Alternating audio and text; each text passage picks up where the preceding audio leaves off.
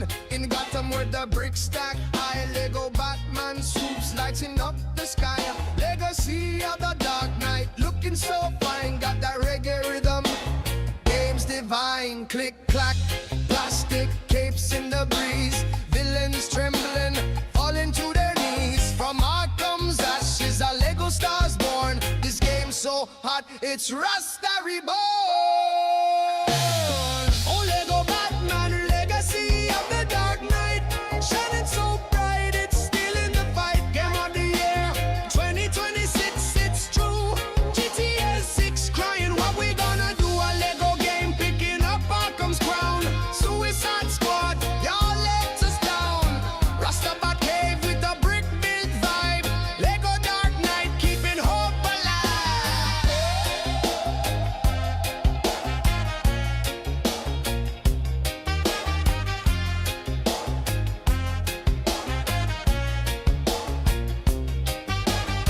Batarang snapping, built from Lego blocks. Penguins waddling, but he's out of stock. Suicide Squad tried, but he crashed and burned. Should have been like this, man, lessons learned. GTA 6, Vice City's looking shook. Lego Batman's got them shook in their books. A toy game taking Arkham's holy grail. That's the capes winning, that's the funny tale. Oh, Lego Batman, legacy of the Dark Knight, shining so bright it's still in the fight. Game of the year 2026, it's true. GTA 6 crying what we gonna do. A Lego game picking up Arkham's crown. Suicide Squad, y'all let us down. Rasta Cave with a brick built vibe. Lego Dark Knight keeping hope alive.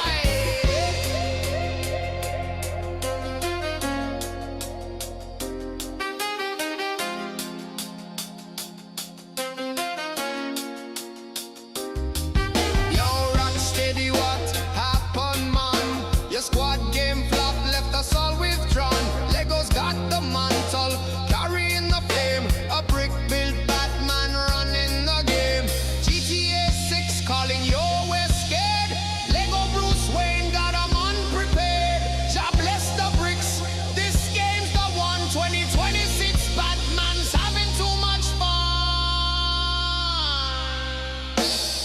Oh, Lego Batman, legacy of the Dark Knight, shining so bright it's still in the fight. Game of the year 2026, it's true. GTA 6 crying what we gonna do. A Lego game picking up Arkham's crown. Suicide Squad, y'all let us down. Fade out with the bass in the Gotham light. Lego Batman, Irie taking flight.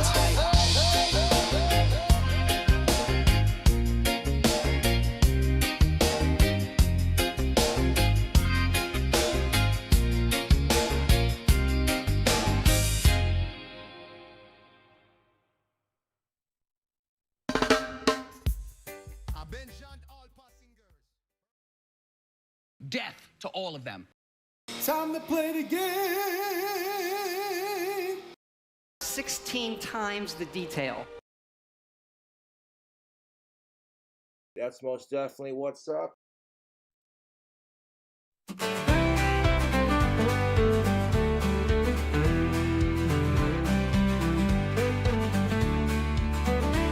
I drove my rusty pickup to the local game store door. Starfield gleamed upon the shelf, couldn't wait no more. Todd Howard spun his stories of galaxies afar, but when I fired up that game, I didn't get too far. Oh, Todd, you sold me stardust, but gave me empty skies. Promised me the universe with all your little lies. I fell for all your stories, like I always do. Starfield left me feeling like just another fool.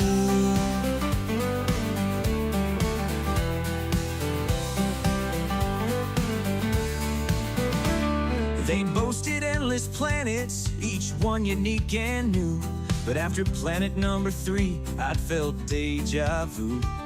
The critics didn't love it, gave it mediocre scores. Just another space misfire, echoed across the board. Oh, Todd, you sold me stardust, but gave me empty skies. Promised me the universe with all your little lies. I fell for all your stories like I always do. Starfield left me wishing for a game that's true.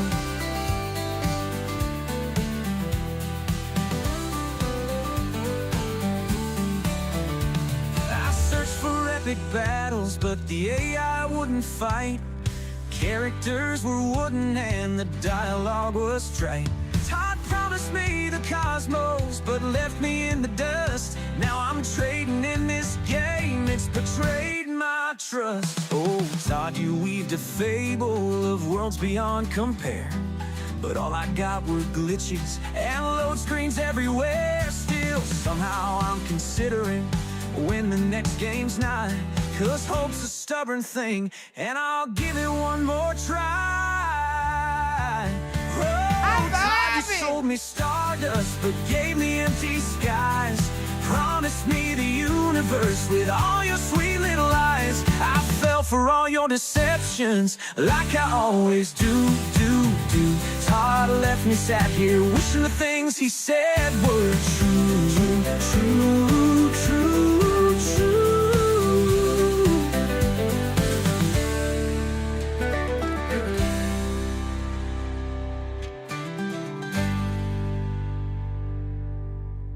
It's true. I wish the things Todd said were true. I wish I could climb all those mountains. I wish there was 16 times the detail. And yet there's not. And yet there is not. What are we going to do? What are we going to do? Well, I'm waiting for the Dolly Parton cover version. Dude, I wonder if I could actually do that. I found another musician who does have a very like young Dolly Parton vibe. What is her name? You'll have to look her up because she's very, very good. She has some really, really good songs. Emily Zeck, Zeck. And she has a song called It Ain't Me, which I would play for you if it wasn't going to get the whole stream taken down instantly. But she has a very good song that sounds like early Dolly Parton, and it's very good. It's very good. That's my recommendation. As for reworking that into like a cover version of Dolly Parton, I legitimately don't know if you can do that, but maybe. Because like I know they have a remix version. I mean, maybe I can. I don't know if it's gonna work, but we can try. Anyway, how are you guys? Are we vibing? Are we feeling good? Hopefully we are. Let's see. Lux, would I be willing to talk about hopes wise for the story for Witcher 4 to 6? I'm truly hoping to see Triss involved further story in Ciri's story, utilizing Triss as a pathway for Ciri being involved in politics again. Potentially, yeah. I mean, I think the one thing we can take from the trailer, I guess this is sort of like a mini segment. I don't know if Trevor will want to cut it, but new mini thing maybe. If you watch that trailer, usually the initial announcement trailer offers a tone, and that's kind of what they're presenting is the tone. And then they're going to refine that tone over the course of course, like the development process. But the trailer is not just for you and me. The trailer is also for applicants, it's for the talent, it's for the people in the studio to point to and be, that's what we want to do. That's what we want the whole game to feel like, right? And in that trailer, there are a couple of key themes that are familiar if you know the Witcher series just in general, but like the final line that she delivers. Gods? There are no gods here. There are only monsters. No gods here, only monsters, as she looks at the people. The people are the real monsters. You and me, friends, we're the problem. And I think that that's going to generally be the theme, is that, yes, she's a witcher and she literally hunts monsters, but I think it's going to be a story tackling human corruption, betrayal, and the idea that humans are just as vicious of monsters as these corrupted beings are as well.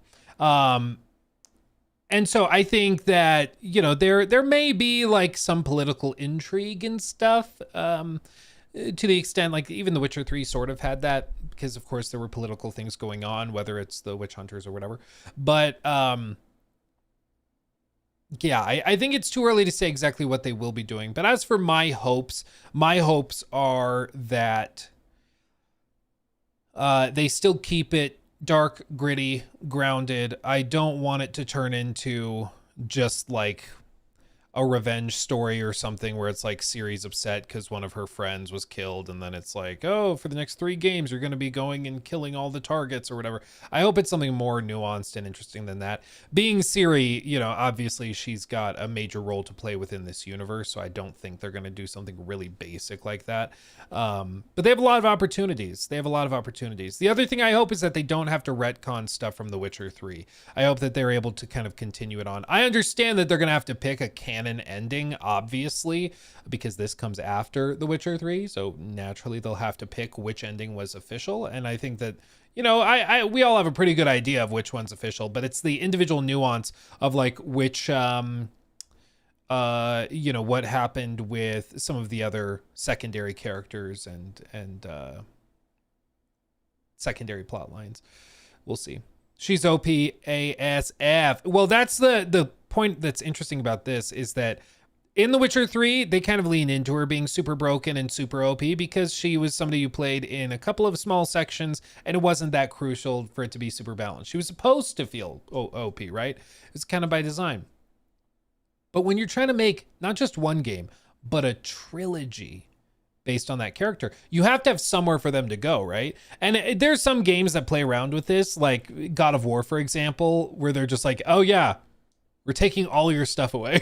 Start over. You know, you can do something like that. I don't know how you do it in the case of The Witcher. Like, how do you do that with Ciri, taking away all of her powers? Maybe there's something where she's like, she hates the abilities and powers that she has, and she doesn't want them, and so she's done some sort of magic ritual to lose them or something. I don't know. There's something they're gonna do though, because obviously if she plays anything like she is written in the books, or certainly in even some of those gameplay snippets from The Witcher 3, it's gonna be totally busted. Yeah, curse, something like that. There was one idea, I think Neon Knight brought it up. I'd have to double check his video, so don't quote me on that. But he brought up an idea that it could be even just a willing desire not to use those powers for one reason or another. Maybe she starts to get corrupted by those things, and that's part of the theme of there are no gods here, only monsters, that she could feel like she turns kind of monstrous as well, or she's being corrupted by her powers. I don't know. But there's lots of ways that they could take it. And I will say, I'm a lot more confident in their writing than I am with some of these other big studios that are working on other fantasy games right now. So if anybody can pull it off, it's them. So I'm pretty confident, and I'm not too worried about it. Anybody who's like, oh, I'm really nervous, you shouldn't be. Play Phantom Liberty and tell me you're nervous. Like, come on, that was phenomenal. It was great. Jack, thank you for 15 months. Luke, we talked about this. You can't keep watching the Witcher 4 trailer on repeat. I'm sorry. You guys like, why was Luke late to the stream? That's why. Degrees Below, thank you for the 5. Hi, Luke. You seem to always be starting streams when my work from home meetings start. Please change your entire schedule and stream at 2 from now on. Okay, thank you. Okay, well, I mean, you guys heard him, so don't know what you want from me. I guess I got to do it. Scaro, thank you for the 10. Very generous. My goodness. Luke, love your streams. It's my friend's birthday. He watches your videos every day. His name is Ollie. Could you wish him a happy birthday? Happy birthday to Ollie. Happy birthday to Ollie. Happy birthday, dear Ollie. Happy birthday to you. There you go. I've recently been rewatching Breaking Bad, so I had that kind of stuck in my mind. So I want you to imagine my head on top of Skylar's body while she's singing to her boss. You're welcome. Imagine that. Speaking of imagining things, I am a member of a secret Discord group. Okay, so I have a secret Discord account that I use to access servers that I don't want people to know I'm in, okay? Because typically if I enter into a server and people figure out it's me, things can get weird or they don't want me there, whatever. So I have a secret Discord account where I'm involved in a handful of servers for present and future content and things. But dude, there's one. It is a Discord that is specifically a Concord fan group, okay?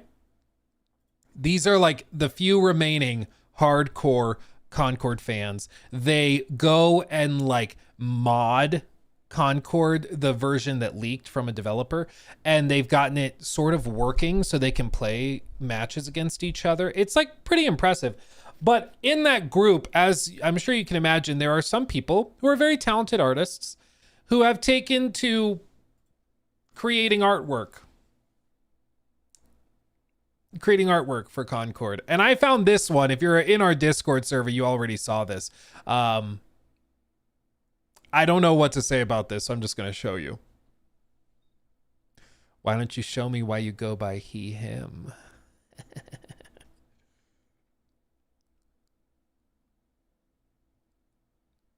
I don't know what to do with that. She's talking to the gigantic dumpster trash can, dude.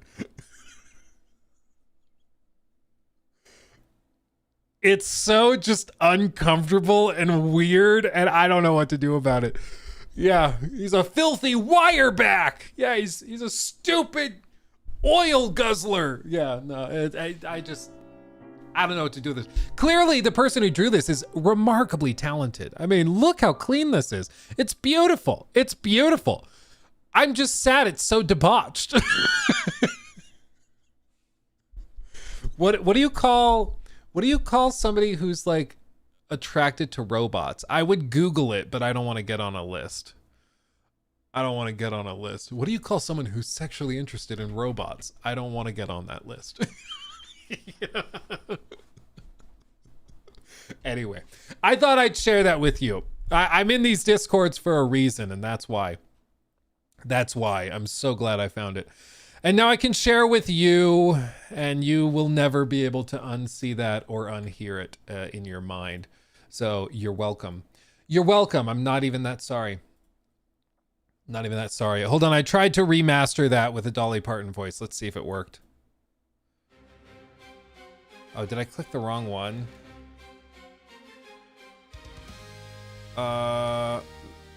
This isn't right. That's the old one. Let me refresh. I don't think it worked. Damn it. Sorry, I guess we're not getting a Dolly Parton, Todd Howard song. I'll have to make another one. We'll have to go back and do that somewhere else. Is this it? Hold on. Oh, maybe this is it.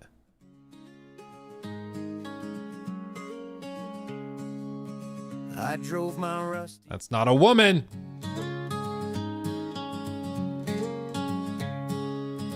I drove my. That's not a woman. Okay. Oh well. It was worth a try. It's worth a try. We failed. Everything sucks. Real quick, Jack. Oh, I read that one. Art of Interactive Storytelling. Thank you for the membership, by the way. Thank you. Chanster, thank you for the resub over on Twitch. 13 months. Ooh, baby. A magic number indeed. Hey, Luke, two things. One, ever thought of doing more drama stuff like the short you made for Mafia at the Old Country? And two, you should do more Discord hot takes segments. Those were great. Yeah, I really did enjoy that. That was good. I think we should do more of those community-driven segments. I enjoyed that.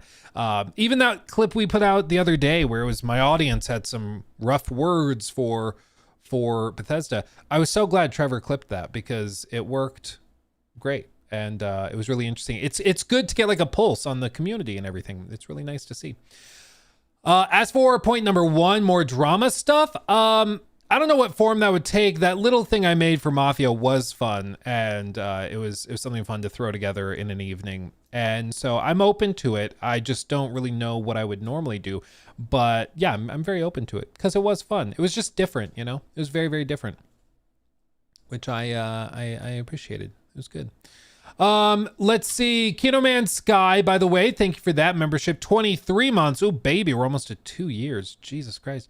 Sorry for the all caps. I'm happy because it's effing Friday and stream time with Luke and Jacob Stevens and my beloved Mofo Skeptics bros. Cheers.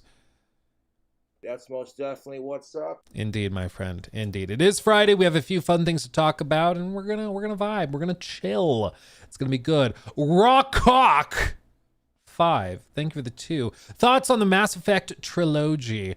Also, I'm moist. Good for you, my friend. Good for you. I think we could all use a little moisture in these dark days. As for thoughts on it, I'm glad that we're gonna get at least a crack at it, you know, at the next one. Well, I guess I should clarify. Are you talking about the next presumed trilogy or the previous one? Because the previous one, obviously, you know, one of the most iconic video game series in history, but also especially of that like 360 period. As for the next generation, I hope it works. And some people are like, why would you trust BioWare to do it? Here's the thing about the next Mass Effect game, okay?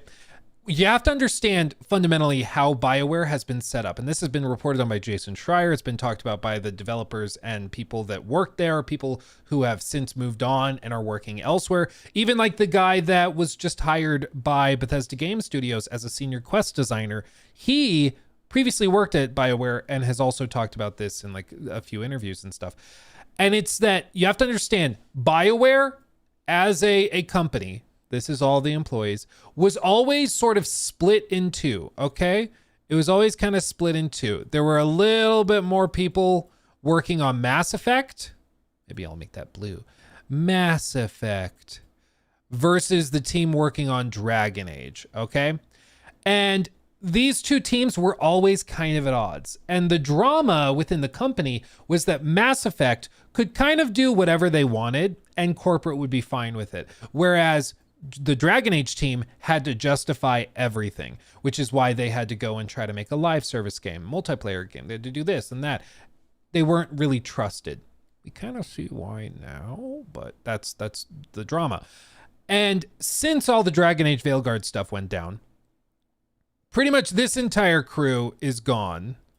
For one reason or another. Some of them went off to get other jobs and move on to brighter pastures, probably because they saw the writing on the wall that they probably were going to get laid off even if they, you know, didn't leave. So they found something else. Like Corinne, the game director, went off and I think is game directing something else. A couple of the other higher ups went off and did other stuff. But like, for example, all of the writers on Dragon Age: The Veilguard, all of them are gone. None of them are with BioWare anymore. If their name was in the title sequence or in the credits as a writer, every single one of those people is gone. The people making Mass Effect is a different team. Now it's very small. It's lean. It's only like, as of last year, late last year, I think it was only like 80 people or something. So it's much, much smaller because basically EA went in here and just like cut all of this out and trimmed a bunch of the fat. So the core team now is very, very small that's working on Mass Effect, but it's OGs, it's veterans, and it's the people that were always working on Mass Effect. So I have more hope for that than for Dragon Age, but it's still an uphill battle.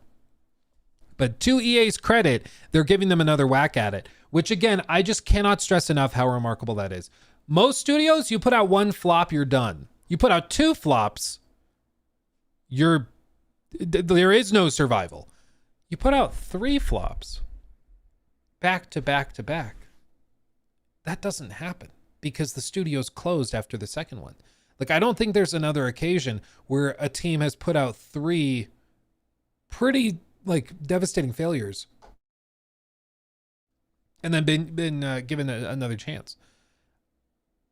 I don't know, man. I can't think of another example because I feel like every other studio that has one flop gets one last chance. The second flop, they're done. But they are getting a third chance with Mass Effect because they had Andromeda in 2017.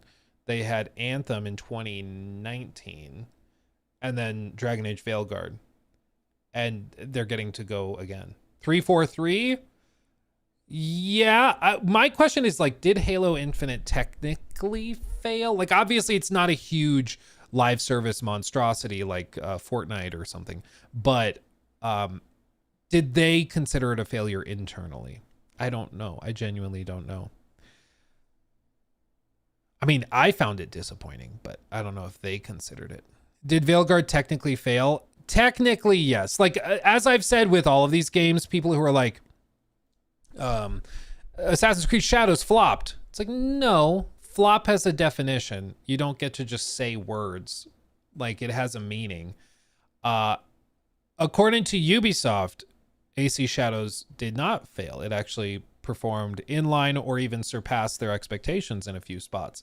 It actually sold quite well. It's the #1 selling new game in 2025 across like all of Europe where the data is available. So it sold quite well. And they seem to be happy with it. It's all about what their expectations were versus where it delivered, because they spent marketing money, they developed it with budgets in mind for hitting a certain target. And if they didn't hit the target, that's when it's a flop. What EA said was that they expected Dragon Age: The Veilguard to engage roughly 3 million players, and they achieved about half of that. And so missing your target by 50%, that's a problem. That's a problem. If I said, okay, all I need you to do, we spent $80 making this thing, this widget, this thing. Take this and sell this for $100 and we'll make $20 profit. You go off and you come back and you say, I got $50 for it. I'm going to fire you. You know? Like, you missed your goal by 50%. That's what basically happened with Dragon Age. Now, I think there were compounding reasons for that. I think there were a lot of issues and reasons why. I don't think, for example, Dragon Age, I don't think was ever going to turn a profit, because they basically made 3 games and released 1, because they restarted development a few times. And it was a live service game, then multiplayer game, then single player, then back to multiplayer, then back to single player. Like, it was a disaster. So I don't think they were ever going to turn a profit, but I think they wanted to hit a certain goal to minimize losses, and they didn't hit that goal. Which is why it's not as simple as just saying, like, looking at player counts or player numbers or units sold or whatever. So anyway. Did I see the Mr. Matty Plays interview with Mike Dara?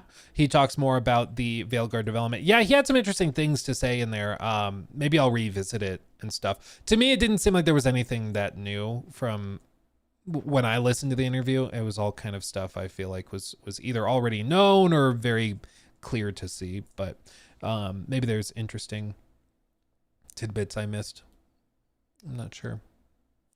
Let's see. Did I read that one? Yeah, I read that one. Krieg Zeus, thank you for the 2. Luke, have you seen Ananta? Thoughts on cosmetic gacha? I did see that. That's the game that has like all of the Spider-Man copied like things and stuff. I mean, what's crazy is that I'm sure it's gonna sell or make tons of money. I guess it's not gonna sell because it's a gacha game, but Ananta. Let me pull it up real quick. This is Ananta, and it just has like a bunch of mechanics that you will recognize from other projects and other games. This type of thing is all too common nowadays, but it's come on. There's one bit right here where you're gonna be like, what? Maybe this? Nope. Okay, she has a tail, I guess, for some reason. Okay. Gotcha stuff. I mean, the reason why gotcha games are so big is because they make stupid money and people love doing polls for cosmetics and stuff. And honestly, if the cosmetics are all you're doing polls for, I have no problem with that. Like, I personally think that doing like gambling and gotcha polls for cosmetics, I find that kind of silly and stupid. But ultimately, if you're an adult, you should be allowed to spend your money how you want. My problem is when gotcha stuff is targeting kids, and there's no like safeguards for children, that's when I have a problem with it. Because especially there's been some research that suggests engagement in gambling when you're young can lead to gambling addictions that become more potent as time goes on. So I'd rather just, if you're doing gacha stuff, it immediately becomes an M-rated game. That would be my preference.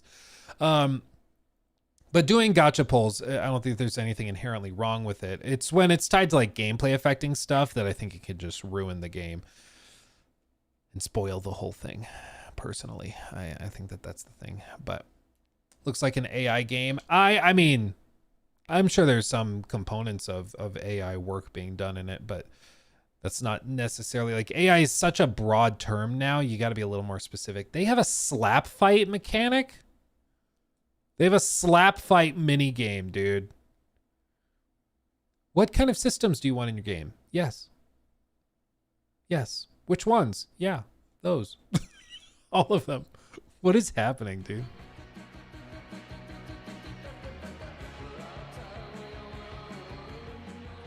I don't understand. But this is the thing. Some of these like Eastern games that are built like this, they have something stupid like 500 hours of content. They're just massive. And the reason they can make them like that is because one, they're developed in Eastern studios, which tend to be way, way cheaper to produce stuff out of than Western developers.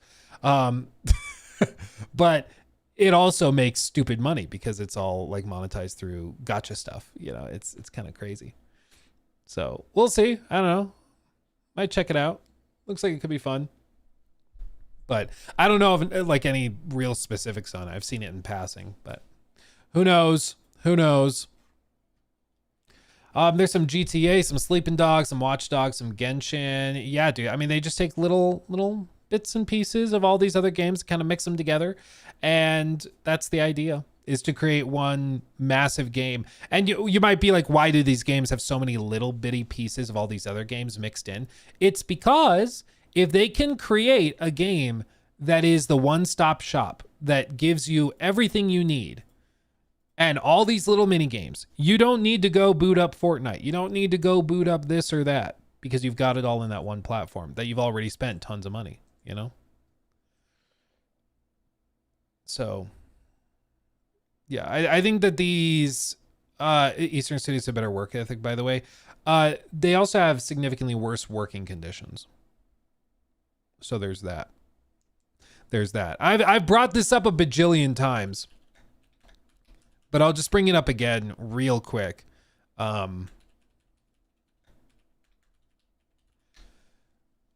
What's one of the most impressive, amazing studios in the world? What's one of the most impressive studios in the world? Pretty much anytime they put out something from their head guy, it's game of the year. FromSoftware. Tariff them. FromSoftware, one of the biggest, most accomplished studios in the world, okay? This is an article posted October 4th of 2024. And then it was updated later. So it was initially posted there and then updated after the fact, like in May of 25, or April of 25. But they say Elden Ring and Dark Souls developer FromSoftware is raising its base salary in Japan. From April 25, it will now pay new graduates 300,000 yen, which is roughly $2,020, as its starting salary, which is an increase from the previous starting salary of $1,750. So when they hire somebody new, they start them out at $2,000 a month.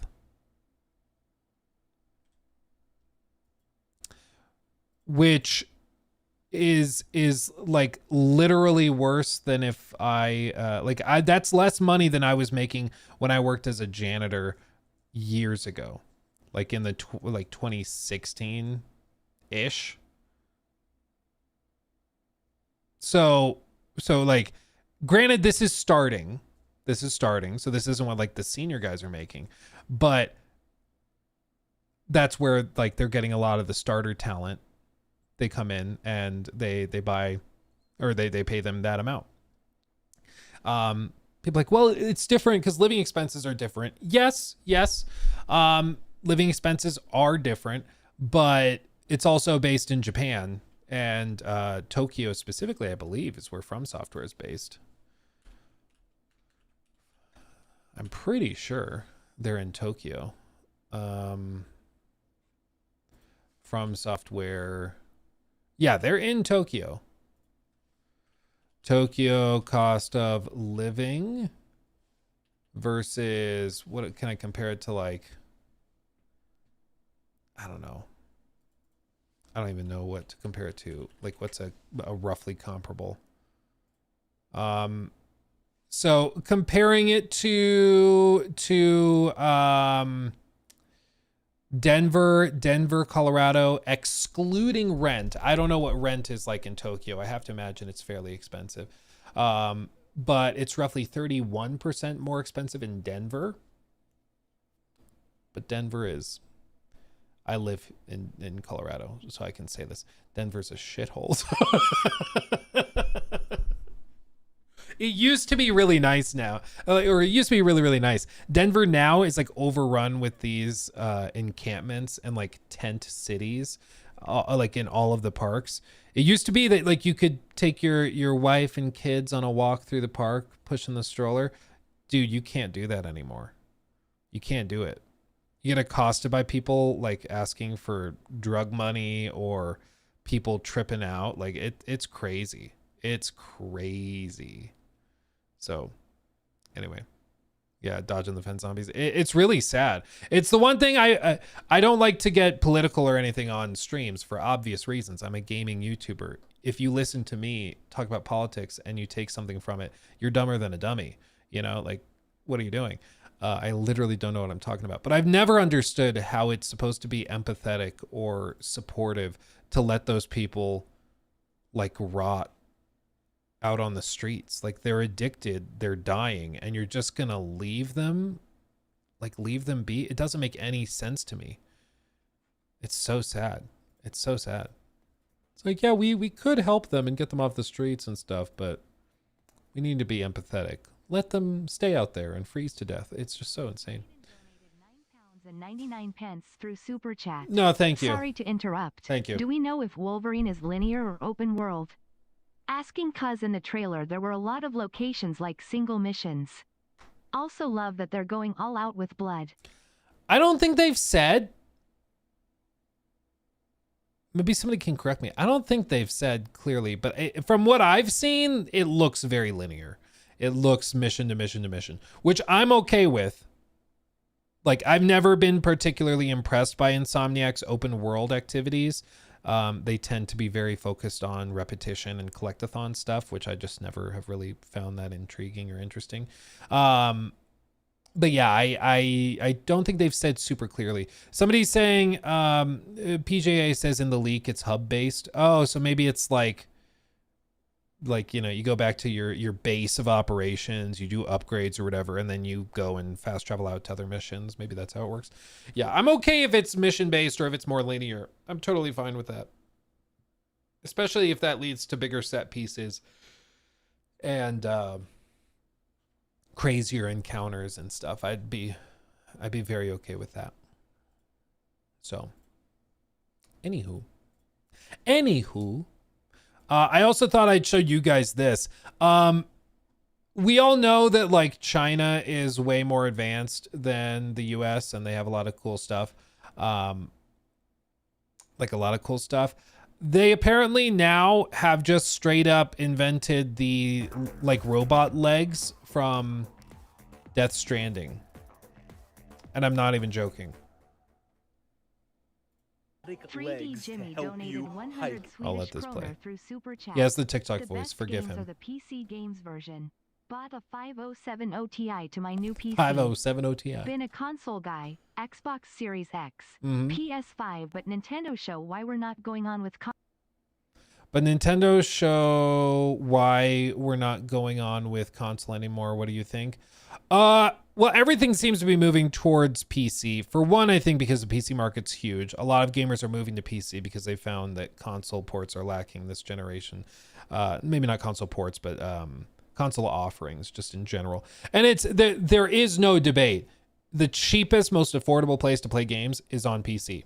That's just the fact of the matter. If you want cheap games that go on sale constantly, go to an open platform like PC. PlayStation Store, Nintendo stores are notorious for not putting games on sale, for keeping prices super high. It's just that there is no debate. Like, PC is just better in that regard. It's just more affordable. Yes, there's an initial charge that's higher, assuming you're not buying the $900 or $800 Xbox. The initial buy-in can be higher, and it is fair to bring up, hey, I've been playing games on my console, on my TV in my living room. Buying a PC probably means me buying a desk that I don't currently have. It means buying a monitor, a mouse and keyboard, and all of this.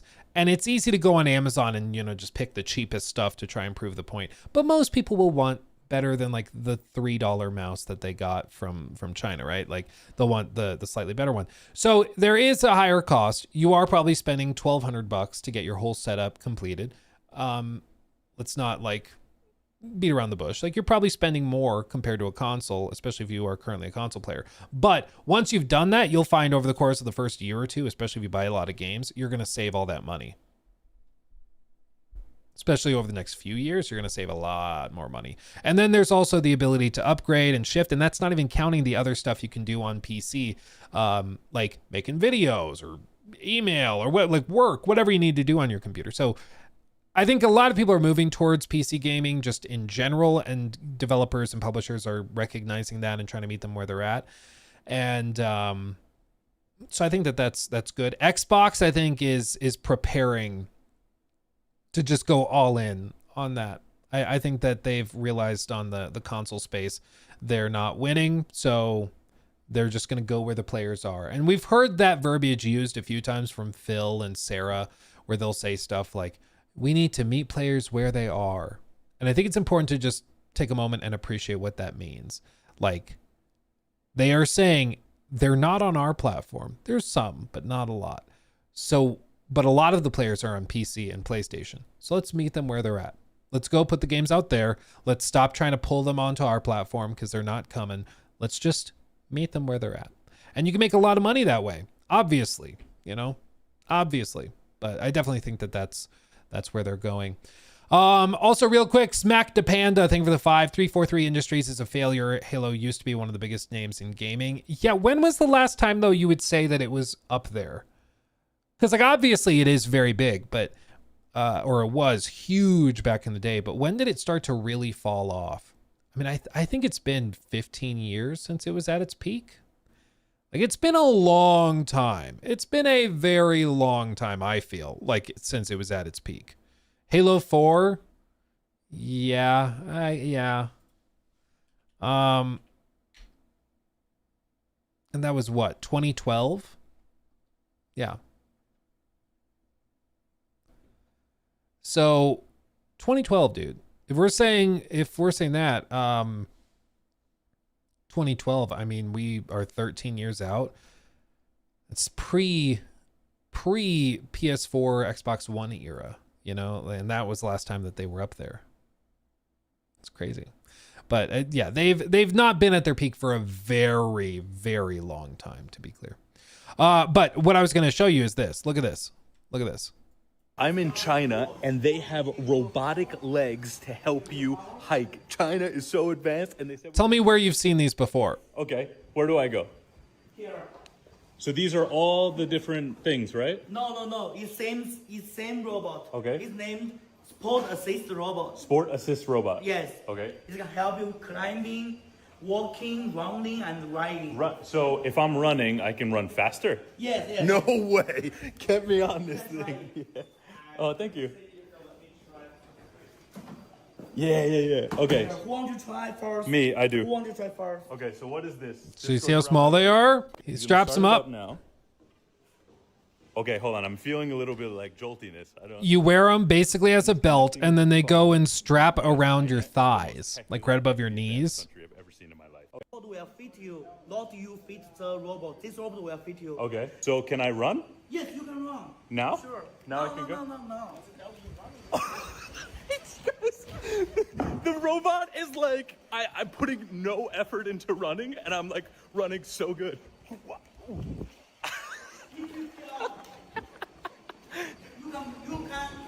You can change the power. More Yeah, power or less can power? we put like maximum power? The max power? Yeah, max power. Are you sure? Yeah.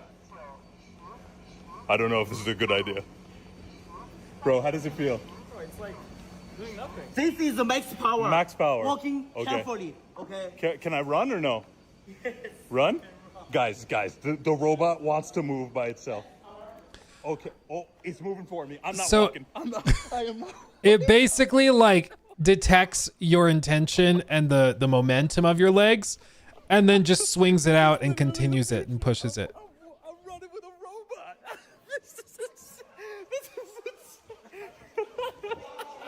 Wow. Walking so stupid, dude. I'm running with a robot. Watch how he's walking. Wow. Dude, look at that posture. Look at that posture.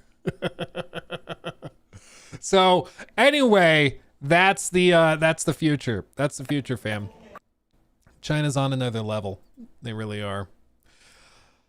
Oh, but that's why I'm excited to get a lot of this stuff. Like I'm telling you what, I don't know if you guys have seen like BYD or any of those. They're in Europe now, but BYD is a Chinese electric car company. And some of their stuff is just crazy. But basically, some people have called him like the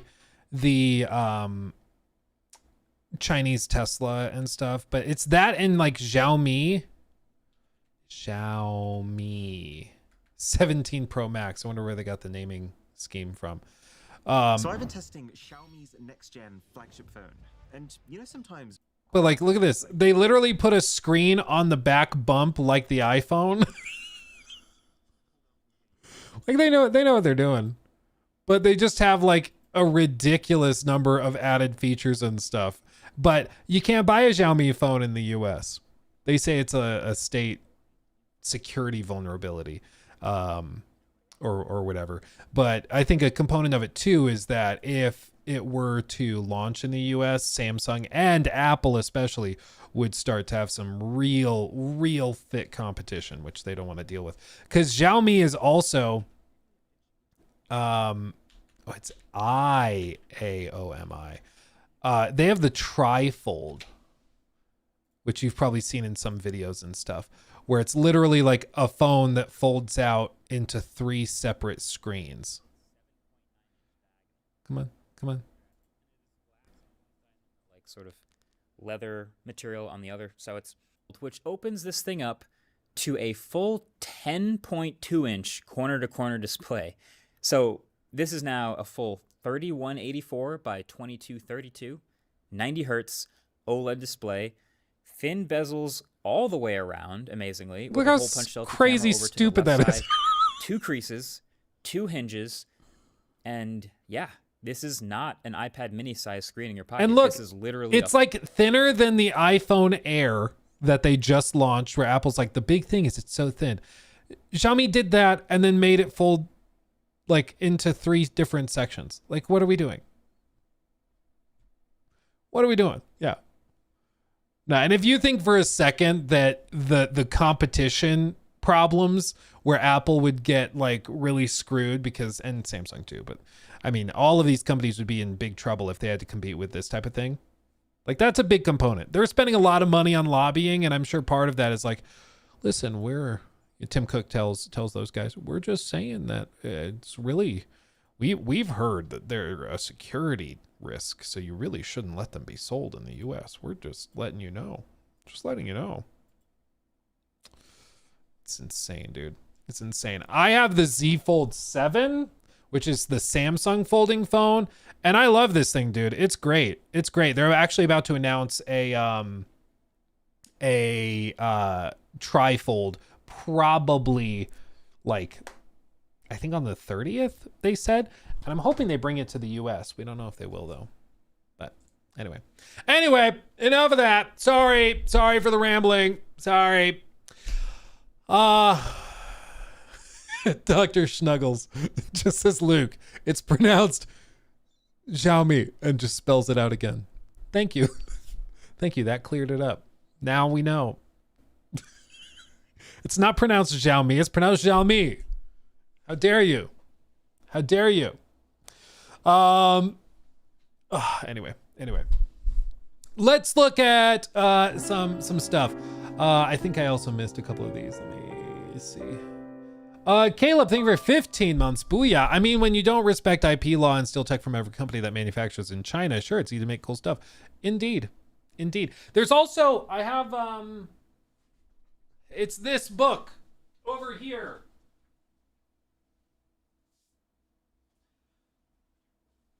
It's a book called Apple in China. Not a sponsor, just genuinely a good book. But basically it discusses Apple's move into China and their manufacturing process and how they did all that. But the interesting tidbits in it is that people are like, oh, they just moved to China because it was cheaper to make things. It's like, well, yes, that's a component of it. But when they initially started moving over there to manufacture iPhones, like the people and the companies in China had never made iPhones before. So they had no idea how to do it. Apple basically trained an entire workforce and like thousands upon thousands upon thousands of people how to do these very specialized jobs. And they just happen to be able to pay them less over in China, which is why they stay there. But that's why it's also not as simple as just like make the iPhones in the US, because they basically have to start all of that over again. You'd have to train a whole new workforce, which is difficult, but it's very interesting. Very interesting. Unfortunately, no longer true. China genuinely leads the world in tech now. Legit IP. I think the point they're bringing up, Silver Lightning, and Thing for the Five, is that if the foundation was built on stolen tech, that's also a component of it too, where it's like, okay, yes, they're currently pretty far ahead, but they built that on tech that they stole, you know. But some of it, I mean, clearly they are very capable of what they're doing. Xiaomi though, like literally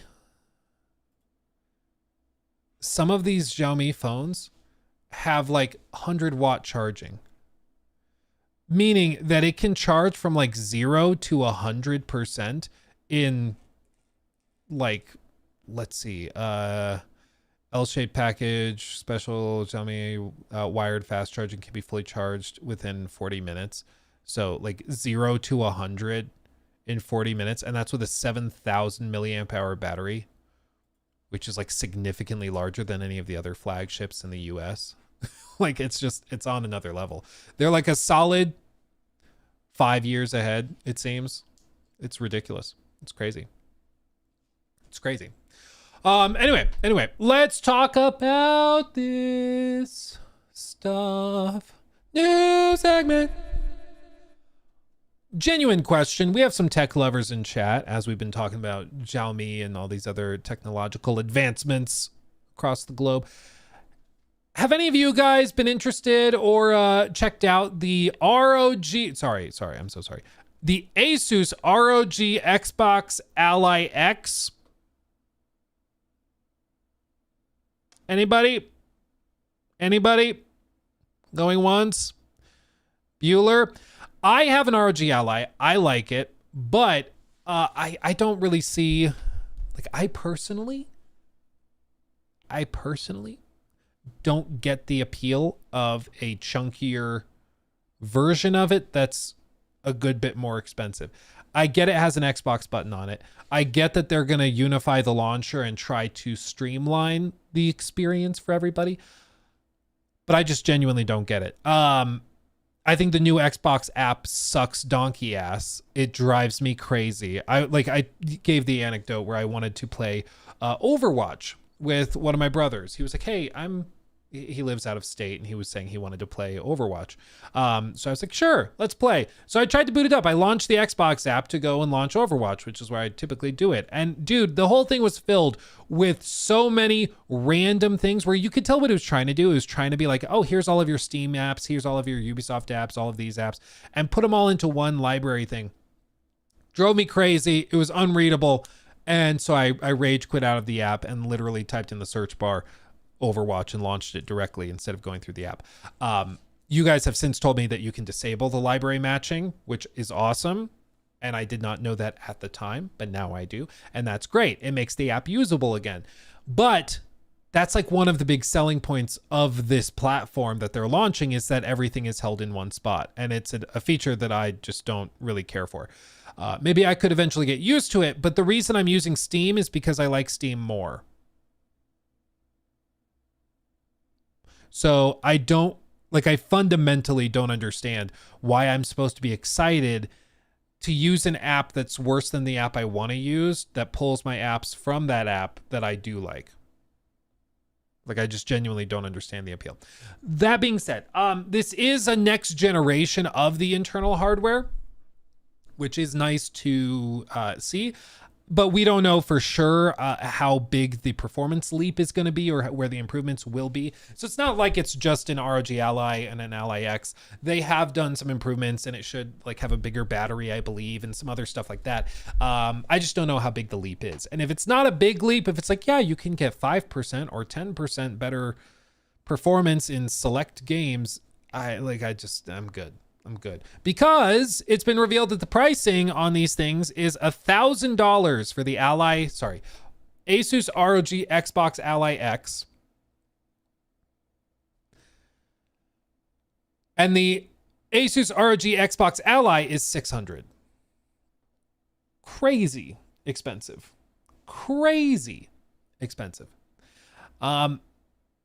And, right, this morning it went on sale. Okay, so people have been checking out, you can pre-order it or whatever. And apparently it has sold out pretty much everywhere. Now, this could indicate overwhelming demand. It could also indicate shockingly low supply. There's two sides to the equation, right? There's supply and demand, and either the demand is crazy high or the supply is really low. We don't know, okay? Scalpers, it could be scalpers. If they're scalping this, I think they're going to be in for a rude wake-up call, because I think that the average consumer is probably scoffing at $1,000 handheld, unless the performance leap is significant. And that's where I'm at. If they can actually deliver significantly better battery life and a significantly more powerful device, I'm here for it and I'm interested. And because I feel like most people, if you're interested in a handheld gaming experience, you probably already have a handheld gaming device, like an ROG Ally or a Steam Deck or something like that. So for you to go and then spend a further $1,000 on this, or $600 for the white one, that is, they got to deliver something significant. They just do. But this has been rumored for a very, very long time. This is something that they've been working towards for years. There were the initial leaks about this a couple of years back. And so now we're actually seeing it. And yes, it's initially sold out. I don't know what that looks like in practice, though. I have seen some people that typically cover a lot of Xbox stuff and love all their gadgets. I can never remember his name. Do you guys remember the name of the editor for IGN? Like one of the head honchos. I can't remember his name. He's like the executive editor. You know what I'm talking about? Ryan, not Destin. Destin left. Heisenberg. Crap, what's his name? He's the guy with the goatee. He did the Alien Isolation review that is still memed on to this day. Alien Isolation.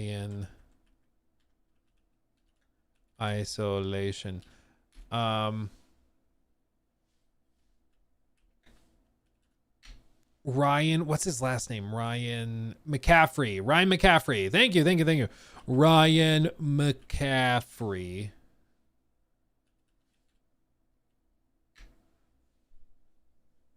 There he is. Okay. He typically loves all the new gadgets, all the stuff. But as he said here, $999 for the ROG Xbox Ally, Xbox Ally X, Xbox.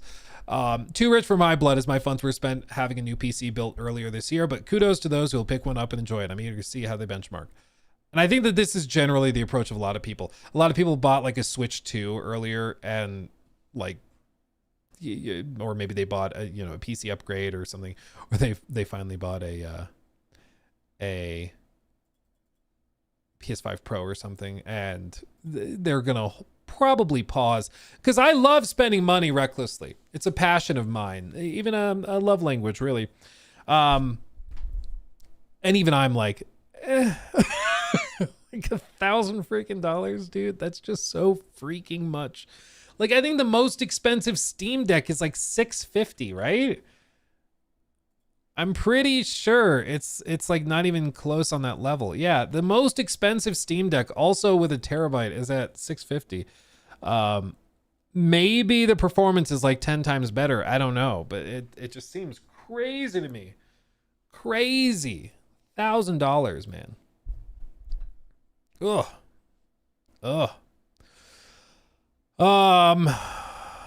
I'm too broke for a Steam Deck, so this hurts. Well, it's crazy expensive. It just is. So I don't know. We'll see how it goes. I mean, obviously the Xbox fanboys are going to go and say, well, it's sold out, so clearly it's doing really, really well. Sure. That is one way of spinning it. The other way of spinning it is that supply was really low, and so they sold out very quickly. If I have 10 units of something and I sell all of them out instantly, and then I go, yeah, it's sold out. How crazy is that? It's not really that big of an accomplishment. Like it matters what the supply was. Especially because there's been other stories recently of other developers and suppliers, like the Legion Go made by Lenovo. They had to start canceling pre-orders because they initially underestimated demand. And so they had to go back in and cancel pre-orders and stuff because they didn't manufacture enough, because manufacturing right now is really expensive, because manufacturing right now means that you're taking a big risk with tariffs and everything else. So a lot of companies are manufacturing less right now, hoping that tariffs get resolved in the next few months before the holiday season, and then they'll up the orders and everything. So I don't know. I'll believe it when I see it. When I get clear data on like units sold, then I'll be more inclined to believe that this $1,000 handheld sold like crazy. I just personally, I struggle to believe that a $1,000 console is doing gangbusters. But who knows? Maybe I'm wrong. Maybe the gaming populace is way more excited about this than I realize. I am constantly wrong about things, so you never know. You never know. But I want to see the actual data, Kartoffel, good to see you. Prices are getting more and more ridiculous. Did Xbox raise their prices so the jump doesn't seem that high anymore? I think they're just priming to come out with a very powerful console for next generation that's probably going to start at like 800, and then like the more expensive premium one is going to be like 1,000. I think they're just laddering the price up because they started this generation with the cheapest model that they had being $300. Now their new console, their new thing, the cheapest model is $600 for the base handheld, and the most expensive is $1,000. So I think that they're just gonna keep laddering it up. I don't know how else you could spin it, while also raising the prices on everything else.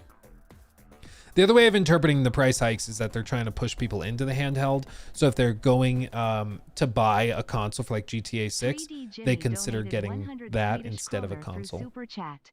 The only thing to get me buying a Switch 2 is a Zelda Switch 2 only. Oh, if they do like a special edition one, I can see that. Or Animal Crossing. Dude, I'm so ready for the next Animal Crossing. But I insist they need better ways of making money. I cannot stand how in Animal Crossing I have to just go and collect coconuts and dig up fossils and sell them to try and make money. Or like endlessly fish with the really bland mini game. I know I'm hoping for more of a simulator game at that point, but I would greatly desire that more. Chad, thank you for the 20. Very, very generous. Currently replaying the X-Men Origins Wolverine game on PS3, and it makes me so excited for what's to come. Also love watching your streams while gaming. I'm glad, my friend. Thank you for being here, and thank you for the ridiculously generous $20. Appreciate you, my friend. Thank you. Yeah, some of those old school games just hit the right vibe, man. They just hit. They hit right. Alcoholic, what are you drinking? Dude, I wish I was drinking a beer. I am drinking a nice vanilla cola Zevia. 0 calorie. Imagine that. I wish it were a beer. Dude, a Guinness. There's nothing quite like a Guinness at 11 a.m. You know? Nothing quite like that. I realize saying that makes me sound like an alcoholic, but I'm sticking with it. Guinness isn't beer though. I mean, it's kind of like a loaf of bread. So really it's like breakfast. So I guess you're right. I shouldn't apologize. Thank you for the 5. Is PC really worth it when most of impressive AAA games coming out from Sony or Rockstar, and they are releasing console first? If you are somebody that is very, very susceptible to the fear of missing out, FOMO, then PC gaming, like for those big console exclusives, obviously are not going to, you're going to be in trouble because you will have to wait. They will come to PC, as we've seen, 6 months or a year after the fact, and usually with better ports and bug fixes and all that. But if you have a strong desire to play those games the moment that they're available, then yeah, you'll need the consoles for those in particular. If you're a little bit more patient, you can get a better deal and probably a better version of the game, but that's up to you. Everybody's different. Some people greatly prefer like playing the moment it's available. Other people are fine with waiting. It's just up to individual preferences. Current ports suck. With Unreal Engine games, yes, they do. But I think part of the reason that they go viral when they do come out like that is because PC gamers don't really tolerate it and are not typically okay with it. The nice thing about PC gaming, though, is that you can typically just brute force your way through a lot of that. But there's also been a lot of tremendous PC ports as well, which is also important to remember. Not just stick to the negatives. You know. Let's see. I want to talk about this. Let's talk about this real quick. Let's talk about this. Digital Foundry. News, man. Digital Foundry talking about a report on the PlayStation 6. And this is the latest round of leaks and rumors and speculation tied to the next generation of PlayStation hardware. Of course, there's some stuff that's being done right now in preparation for the next gen. And it's important to remember that all of these things take years and years to plan. So typically, like if you're launching a new generation of consoles in 2020, all of the plans for that are pretty much set in place by early 2018, because it takes so long to prep supply chains and to figure out where you're going to source all this stuff, who's manufacturing it, all of the licensing and distribution and legal crap you have to go through. So all of the stuff for the PS6 and for the next gen Xbox hardware, all of that's happening right now, which is why you're hearing AMD talk at shareholder meetings about the next generation of their hardware and how they're going to implement it in next gen consoles. So all that kind of builds on it. But there is one particular interesting tidbit that has been hotly debated that they're going to talk about in this little clip that I wanted to check out. Let's see. An interesting story emerged this week from Tom Henderson at Insider Gaming. Only bringing this up because although it might well be a single source story, Tom Henderson has proven to have very, very good internal Sony sources. He is suggesting that the PlayStation 6 has been designed to launch without a disk drive. However, similar to the PlayStation 5, a detachable optional disk drive is going to be available and at launch. I think from my perspective, I'm quite happy about this, only in the face that the alternative was that there'd be no disk drive at all and it would be adorably all digital. Did you hear him? He said he's happy about it. Oh God. No, I agree with him. The choice for this entire last 2-3 year period has been very, very clear. It's for the next gen console manufacturers to decide if they want to have any hardware or physical sales of games at all, or if they want to do some sort of additional side attachment. I don't think there was ever going to be a situation where they launch with a built-in disk drive day one, especially after we saw how they handled it with the PS5 Pro, for example, where you buy the PS5 Pro and then if you want the disk drive, you buy that separate and click it onto the side. That's how I think they're going to do it here. It just makes sense. Because there are some people who buy physical drives and like that and appreciate it. It's easier for distribution of some games in some other markets around the world, which is why it's also important to have it. But just in general, like right now, digital sales make up well over 90% of all game sales. Like we can say that, oh, it's the publishers forcing people into it, which there certainly are incentives to get you to buy digitally, but it's also just a matter of convenience. A lot of people just like the convenience of buying a game digitally, downloading it when they want it, deleting it off their console when they don't, and they don't have to worry about the disc getting lost or scratched or whatever. They can just always have that on their account. There's all sorts of concerns for game preservation and for all of that, and I think those are extremely important conversations to have, but it's pretty clear consumers have kind of voted with their wallets that they prefer digital, and so that's where all of these manufacturers are moving. That wouldn't be great. But I'm curious what you make of this, John, because it is still a marginalization of physical media. It's honestly just about the best case that I expected. Right. And I think that's important. It's the best case scenario in a sea of worse outcomes that were more probable. Because honestly, I kind of expected them to just cut it entirely and be like, nope, no physical copies. When you go into a game, you can buy the game in a brick and mortar store if you want, but it's a digital code inside. And they sell everything like with the cards. Like when you go into you go into Target and you see all the little cards hanging on the end cap for Fortnite V-Bucks and stuff. They'll just replace those with like, oh, GTA 6. Get that. There's the code. You scratch it off. You buy the game and boom, you got it. That's what I've expected them to do. But, it seems like they're not. The other question is whether Xbox does it. And that's one where I genuinely don't know the answer, because I think Xbox, there's not it's not impossible to think that the next generation Xbox is maybe like a Switch hybrid of some sort, or, they're obviously expressing some interest in having other people manufacture their consoles for them. So is it going to be like an ROG Ally Xbox Supreme or whatever they call it, Crunchwrap Supreme? Like what are they going to do? But it's possible that they don't even manufacture their own next generation Xbox. They let another company do it that they outsource it to. And if it's a handheld, obviously there's no physical media for like the ROG Ally. You're buying games digitally, playing them through Game Pass. Like they might not bother with physical copies. It might be something specific only to PlayStation hardware. I think we're at that cusp where things could change. Sir Sean, thank you. What's the most impressive AAA PC port? Recently, I'd say KCD 2. I mean, KCD is a phenomenal PC port. And 3D Jimmy, thank you for that. 12 months, a year. Gee whiz. I will not buy any more consoles. Been buying consoles since the 80s. The last one I bought was the PS5, Xbox Series X, and Switch. Now, 5070 Ti. Dude, it's going to be hard to go back. Once you're used to PC gaming, everything else looks stupid. I was kind of thinking they might just ditch it entirely. But at the same time, that would just be giving up, retail as an outlet for an online shop. Like that would be giving up a fair amount. And then that would leave Nintendo alone in that space. And I wouldn't expect them to do a dedicated unit with just the drive either, because they clearly want to do this digital/drive model thing that they've been doing since the original PS5. It's also nice to simplify SKUs.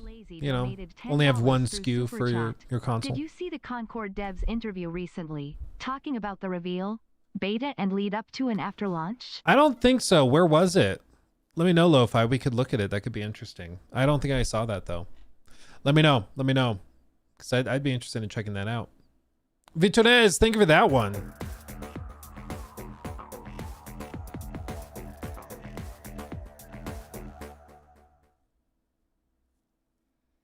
Rat.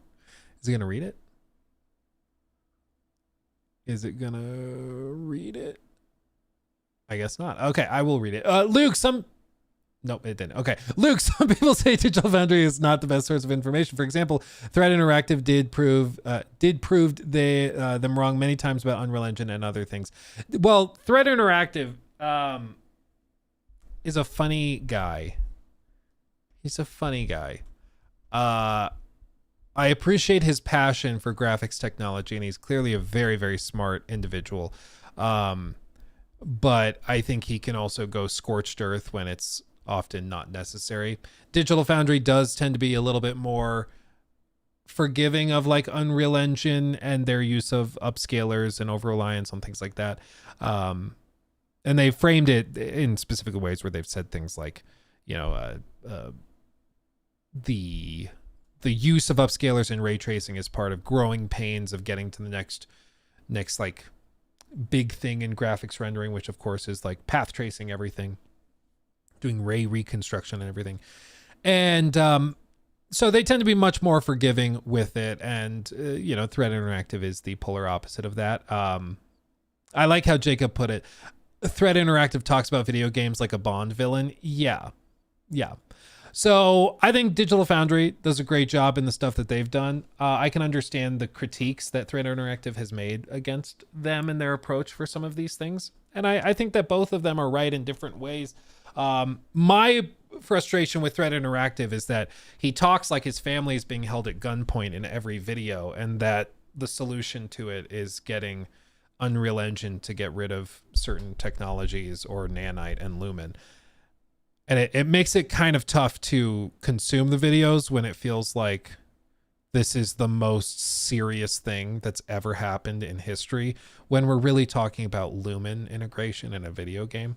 So I think it's the tone that if he could loosen up on the tone, we would watch way more of his videos. We'd watch way more of his videos and check them out and talk about them a lot more. It's just every video he's like, these are filthy liars. It's just, they are betraying our name or portraying us falsely. And I'm like, okay, this is like, we started at an 11. It's kind of tough to chill. I just want to talk about game graphics, but I feel like you're going to punch me. King Argon, thank you for the 5. What monitor do you recommend going from 1080p? Should I get 1440p or 4K? Maybe this is a hot take. I think the vast majority of PC gamers are totally fine on 1440p. 4K, frankly, I don't think you're going to see a lot of benefit until you get 32 inches and above. If you're going for 27-inch monitors, get 1440p. Just get 1440p. 4K, literally my monitor in front of me right here is 40 inches diagonally.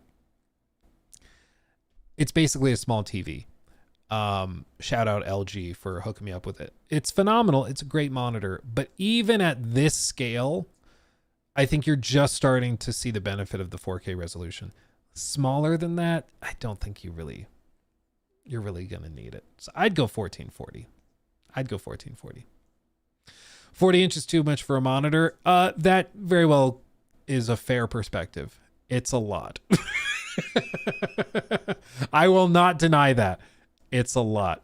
Dare I say excessive. I did try swapping to a 32-inch 4K monitor, but I ran into problems with my capture card, which is the other problem that I have. But that's more specific. Let's see. Where did I leave off? Oh yeah, Vitanez, thank you for that 20 for another one. Thank you. Thread Interactive complains more about the default behavior of the engine, which Digital Foundry constantly ignores. Yeah, I think my frustration, just like I said, Thread Interactive, very smart guy, clearly knows a lot about what he's talking about, way more than I do.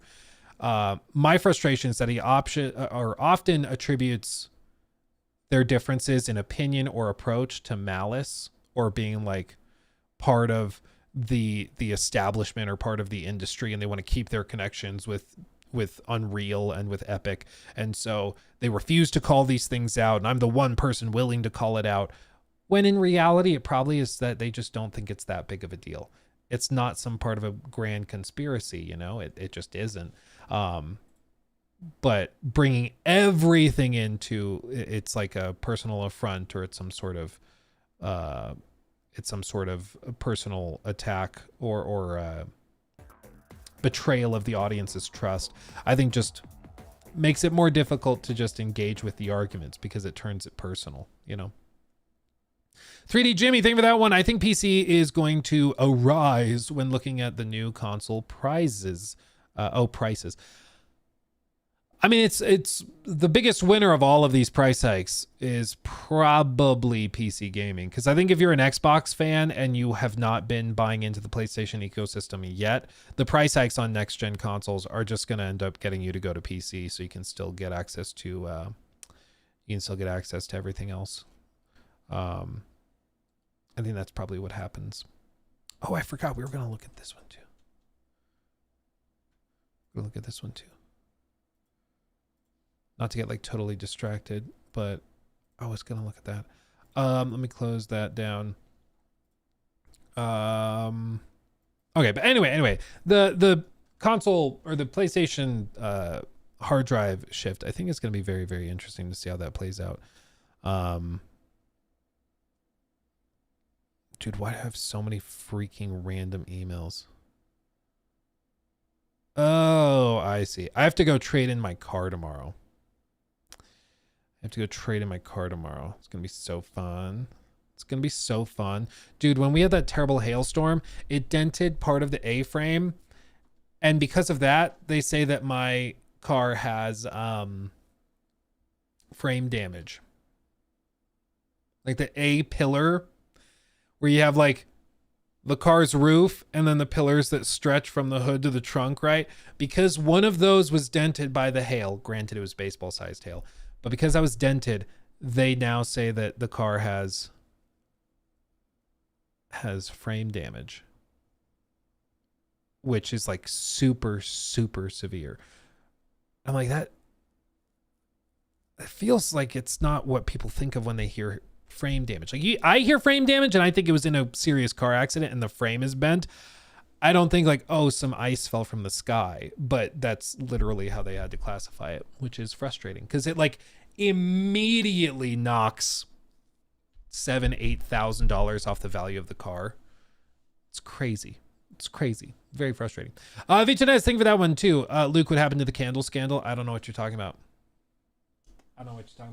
I did not drink wax out of this candle. I drank it out of that one. Just kidding. Shout out Ashby. I'm joking. What? It's a different thing. McLaren Stevens is coming up. Dude, I've told you guys before. I'm proud of myself at this point that I've not fallen victim to that, because a lot of people my age who start making good money, they go out and they buy the supercar. If I wanted to go buy a McLaren or something, I could do it. It'd be very stupid, but I could do it. But I don't. Instead, I viciously save and invest money. Which honestly, I'd probably have more fun if I was more reckless. I joke that I'm very reckless, but in reality, I'm actually kind of obsessive with investing and stuff. But you can always get the sports car sometime in the future. Sometime in the future, you'll be okay. Let's see. Lo-Fi, thank you for the 5. The Concord stuff was on a podcast. YouTuber Mystic has a quick video going over what they said. Oh, they went on a podcast. I see. Concord interview, maybe? Developers of Concord finally talk about their failure. Interesting.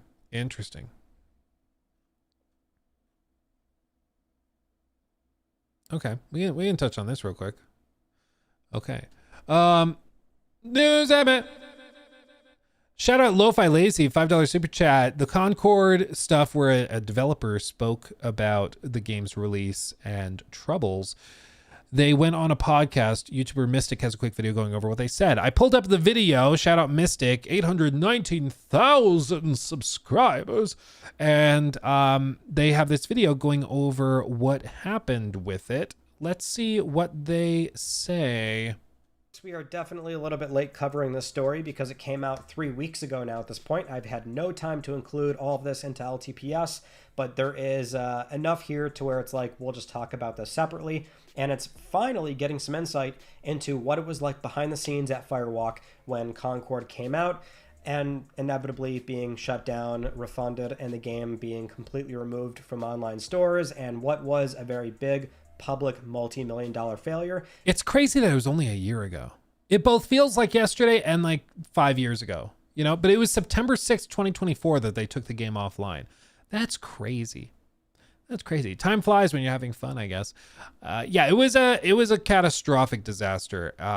There is no ifs, ands, or buts about it. I think the player count was so freaking low that it wasn't paying anywhere close to the server costs that they had, which is why they took it offline. To a certain extent, yeah, you keep the game online, you can make some money through cosmetics and stuff, but I think that it was so underperforming that it was prohibitively expensive across the board, and they didn't see a route to recovery. The other piece, and this is just funny,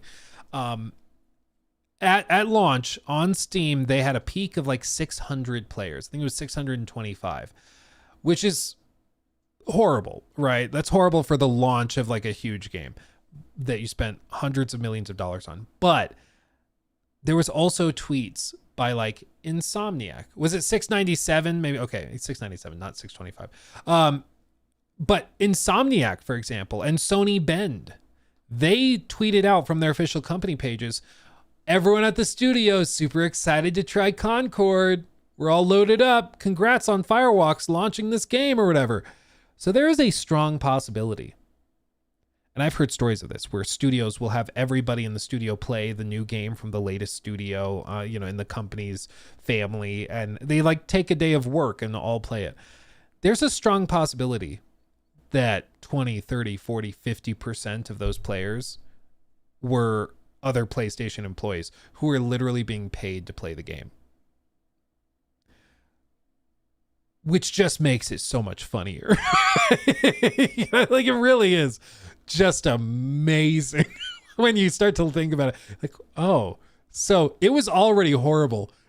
It could potentially be way, way worse when they were looking at, okay, filter by number of players not being paid to play this. Ew.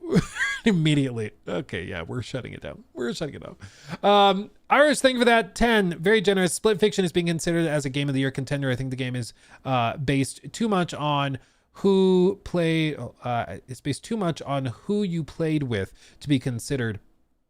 What are your opinions on it? I think it's phenomenal. I personally don't think it has the same magic as It Takes Two, but I really, really love Split Fiction. I've thought about replaying it recently, actually, because it's not that long, but I really, really liked it. Yeah, I understand what you're saying because it is based on who you're playing. You're going to experience a slightly different version of the game than the person that played the other character, but I don't think that that's prohibitive or causes any significant issues. I think the game is really, really good and certainly would deserve a nomination. But I also see what you're saying. I get you. Continuing on.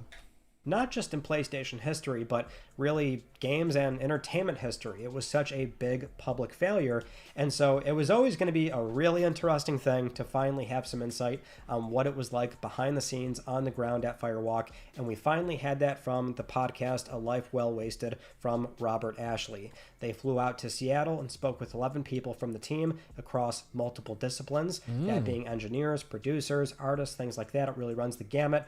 And so we do have a lot of quotes here to digest, which right off the bat, they don't actually say it's Concord or Firewalk or PlayStation. They're being very legally NDA compliant. There's always a conflict of interest to say anything, too harshly. And that might also be part of the reason why there's still a lot of sort of skirting around things here. So there's many aspects of the game they don't directly address. But again, we still have a general sentiment on what it was like at the studio. And so, like, we didn't want to break NDA, so we're going to be very, very vague. When Hot Sauce Guy and Giant Yellow Trash Monster ran into the room, we decided to change how they were presented to the audience. I wonder who they could be talking about. Also, while we're talking about Trash Monster, in case you missed the top of the stream, I'm in a secret Discord. I have a secret Discord account where I join servers that I don't want people to know that I'm in. Nothing bad. It's stuff like this. I'm in a Discord server for Concord fans, hardcore Concord fans, because I find it interesting how they still, even a year after the game is dead, they still are talking about it.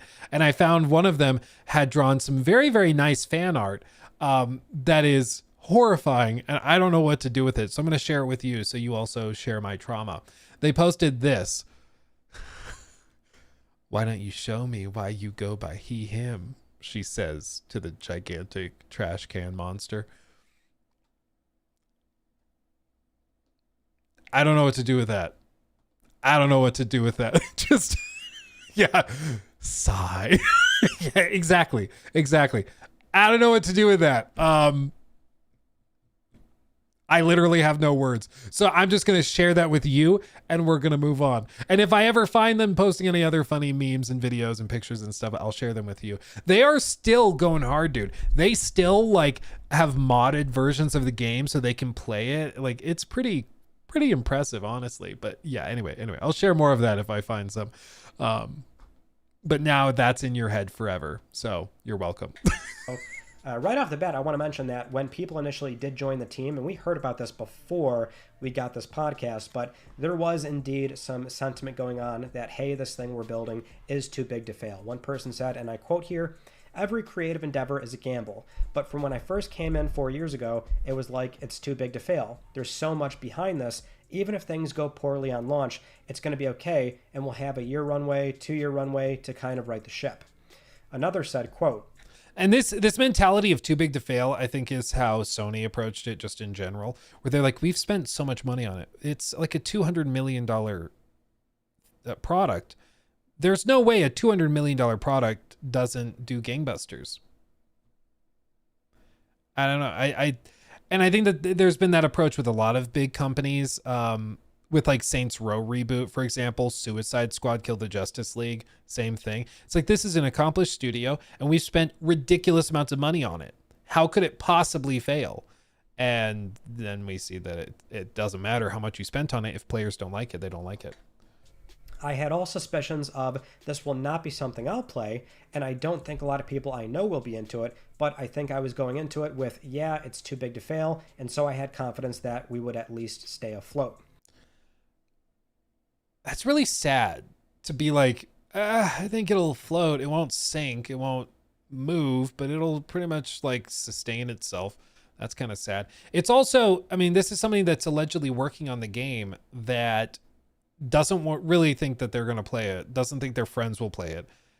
And like, that's sad. That's sad. One thing I'll give Todd is that Todd has said many times that when he's working on games, their primary focus is to try and build a game that they would want to play, that they would be fans of. And if they find it fun, they're like, our audience should find it fun too. I don't know if they just downed like a fistful of Adderall every time they played Starfield and that's how they had fun with it, but somehow, you know, they missed the mark on that one. But I think that that's kind of sad to think that they're spending years working on a game that they don't even like. You know, that's just kind of sad. Now, one person with concerns said, quote, "When I first joined, I asked some very hard-hitting questions of like, what are we doing differently than these other situations that are on the market?" And how dare you? Shut up. Stop being negative.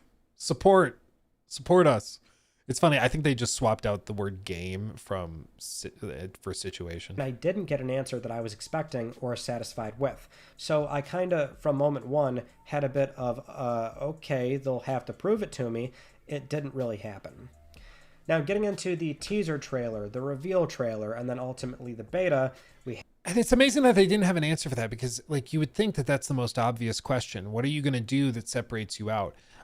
It's a similar question as what I asked some of the designers on Marathon. I was like, what did I say? I was like, oh, they said we want to make a revolutionary extraction shooter. So when we went to lunch, I asked one of them and I said, what is revolutionary about this? Like, what's the revolutionary component? And they said the ranked system, which wasn't built yet. They had some ideas on a whiteboard, like a literal whiteboard we saw. And they said that the fourth map, which is on the Marathon ship, was revolutionary as well. But that's not coming till after launch. And that's only for endgame players. And I was like,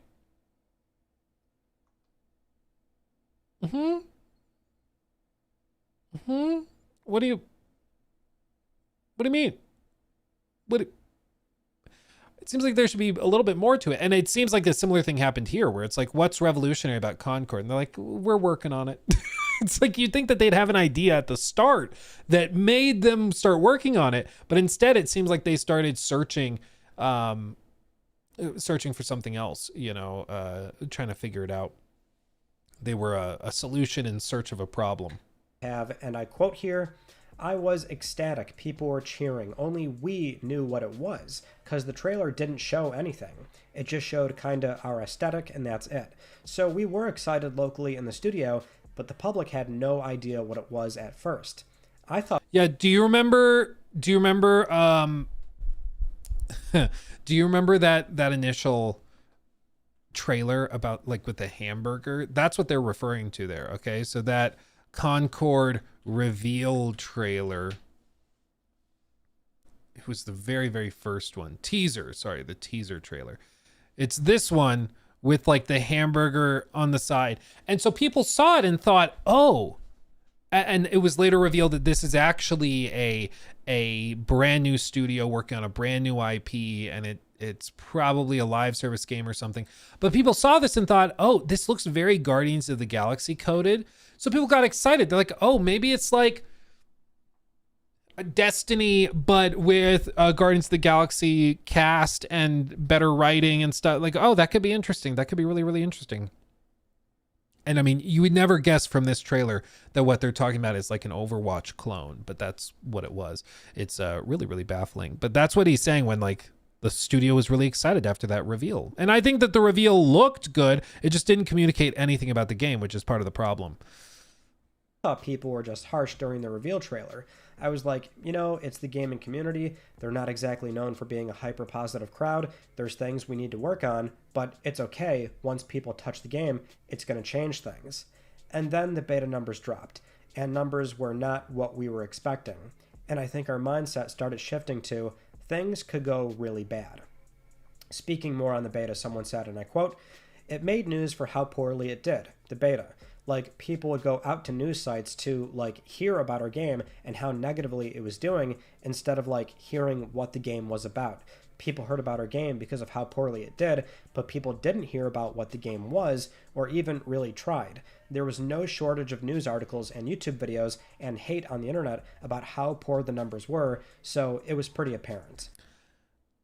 Yes. Well, this is why I've always said it's super crucial that you capture the narrative as soon as you possibly can. Because once your thing is defined, it's very difficult to undefine it and then redefine it. Which is similar to like Marathon's troubles. Is the moment that your game is defined as that game that stole all the art, it's hard to shake that.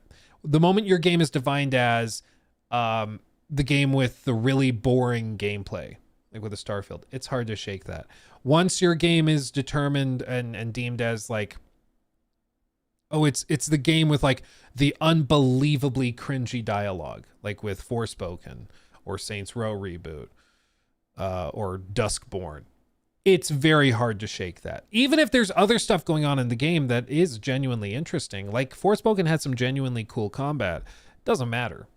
Doesn't matter, because now all anybody can think about is the negative. So it's super crucial to get it defined on your terms as soon as you can. And that's just something, all of these games that are catastrophic failures, you'll notice a pattern that they did not define themselves early on enough in a way that was positive. And I think part of it can be that like the way that they handle the marketing is very presumptive, and they assume that the audience will like it and go along with it, and then they're shocked when they don't, because they just kind of assumed or felt entitled to the fan connection, or they were overly coy, or sometimes there is no escape because it's just fundamentally something players don't want. Somebody asked, like, was there any way that they could have made Concord successful? And I genuinely don't think so, because I just think at the end of the day, it was a game nobody asked for, that nobody really wanted. And so it was never going to do that well. If it came out 10 years before, it probably would have popped off. But as a product, it didn't make sense. On the flip side, I think that there was potentially a way that they could have reframed maybe Forspoken where it could have done better. Because I think like if you could get past the cringy dialogue and get to the gameplay, you could have a good time with it. It was just the dialogue went viral. Like unedited dialogue went viral because of how bad it was. it's just, it was dreadful. It was dreadful. Someone else said, and I quote, "I mean, it's certainly unpleasant. It was incredibly frustrating that we didn't do any counter-programming, that started immediately after the reveal of the game, and that it was just total radio silence. So a lot of these false narratives around the game got built, and it was outside of our control."